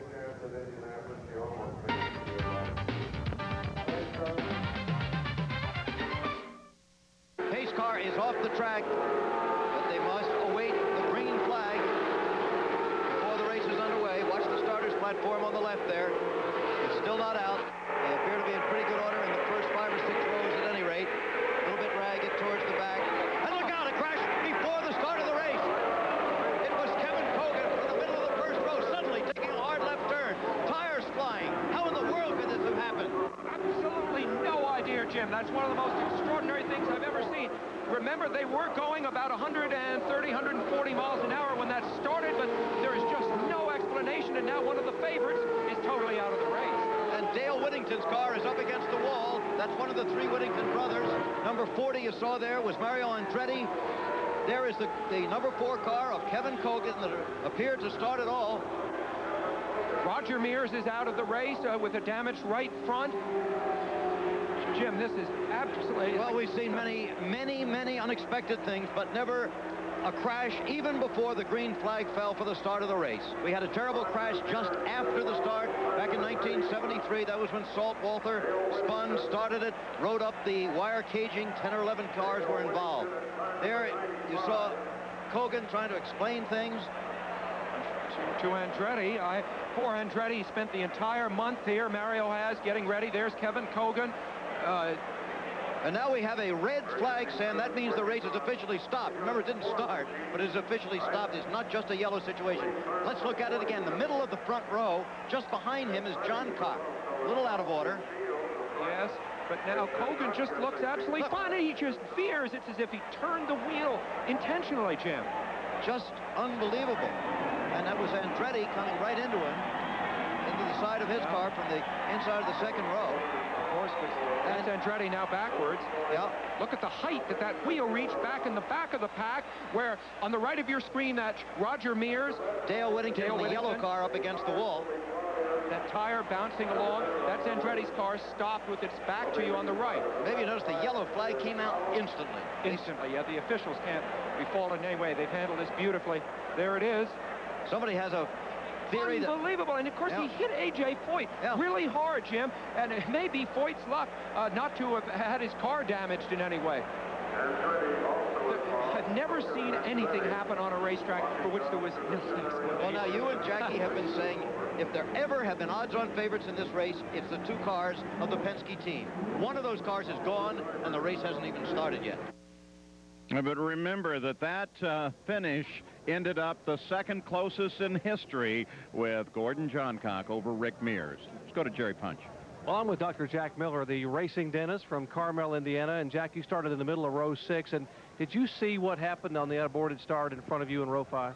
Yeah, it basically looked like 3 mice going after the same piece of cheese. All of a sudden, I'd look, and it looked like the car on the outside row turned down, and it just got too crowded in there, and they touched wheels. And after that point, I was just looking out for my own. I looked to my mirrors to the left and see if I had a hole to get down on the inside and got through it. But there was definitely not enough space for those 3 cars to get through there. Now, you also had a close call on the parade lap.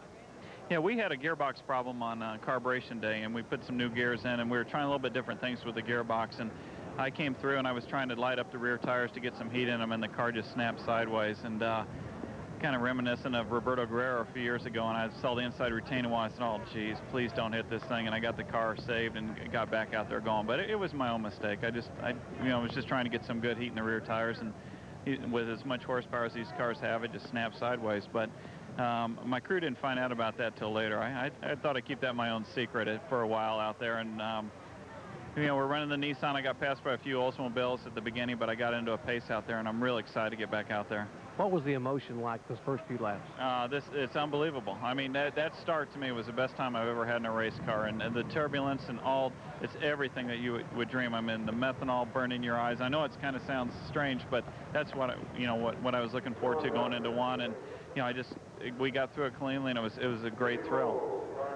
Well, Paulie said he hadn't had that big a thrill since the last patient came in his office and asked for 36 porcelain overlays. Jack Miller, who started in the middle of the 6th row, and the reference to the outside of the 5th row, well, that was Kenny Breck. We'll continue to wait and watch, see if we'll get restarted. Paul Tracy, Alonso Jr., and Michael Andretti battle it out in the Detroit Grand Prix. See why they call it the Motor City. June 8th on ABC Sports. The Indianapolis 500 had a bad start, an accident in the 5th row, and then when they finally got it underway, it ran for 15 laps, and then out came the red flag. That was about an hour ago, stopping the race because of rain. We continue to wait. Let's go to Gary.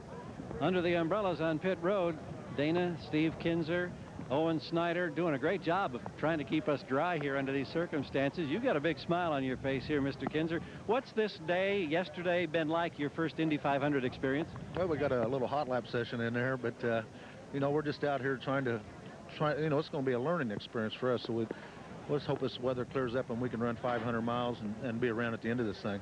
Having grown up in the state of Indiana and the 500 being so much a part of the heritage and the tradition and being exposed to it, it took you a lot of years from the time you had the incident in 1981 when you first came to the Speedway to actually make this field now. Has it met all of your expectations? Well, it has. You know, again, we'd like to finish this thing, but I tell you, it's been a terrific 3 weeks here, and it's all come together pretty late, and it's been awful exciting. A couple times to get out and get ready to start yesterday, and finally got to start today. And looks like we're going to be able to take off and start again. You were yet to get in to make a pit stop yet. We had a little trouble in the pit stop contest. We put a new clutch in it, and I didn't burn it out and killed it. So, but we'll try to get everything straightened out. And like I said, like everybody else, just try to be around at the end and see what we got there.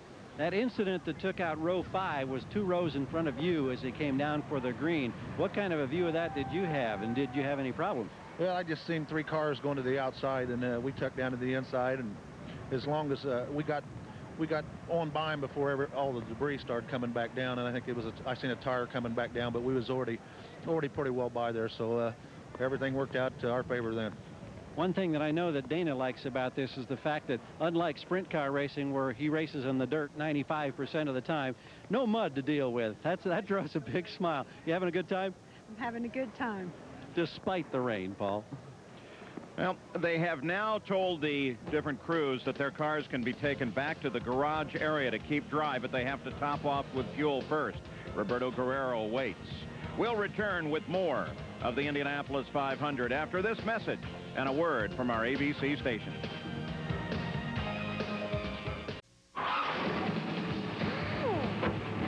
Are you ready for some racing? It's the ultimate Disney thrill ride, and you can be right in the middle of all the action. See what it feels like to be in a 3,400-pound actual race car as it laps the track at 145 miles per hour with you on board. It's only at the Walt Disney World Speedway, where you could be behind the wheel of an authentic race car. It was like being in a rocket ship. Call now. The Richard Petty driving experience, only at the Walt Disney World Speedway. It'll take your breath away. The Indy 200 at Walt Disney World Speedway comes to Orlando next January. And if you call right now, you'll get a choice seat, an opportunity to take a lap around the track, plus a chance to win a new Aurora by Oldsmobile. You'll also get to spend the day after the race with Indy legend Johnny Rutherford and the 1998 Indy 200 winner. But this offer is for a limited time, so call 1-800-822-INDY right now. The Indy 200 at Walt Disney World Speedway. The race for tickets is on. Of the Indianapolis 500 continues on ABC's Wide World of Sports. Rain delay continues in Indianapolis. We will continue coverage of the Indy 500 following today's episode of Carol and Marilyn. We'll update the situation throughout the program.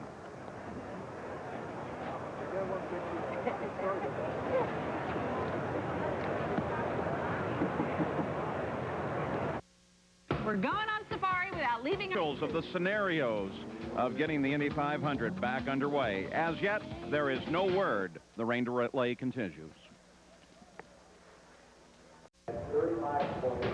We're back live at Indianapolis, where nothing has changed. The rain continues to fall. The cars have been moved to the garage area, and we wait to hear the official word on what they will do with the Indy 500. Hopefully, they will be able to get the race underway and completed before this day is over.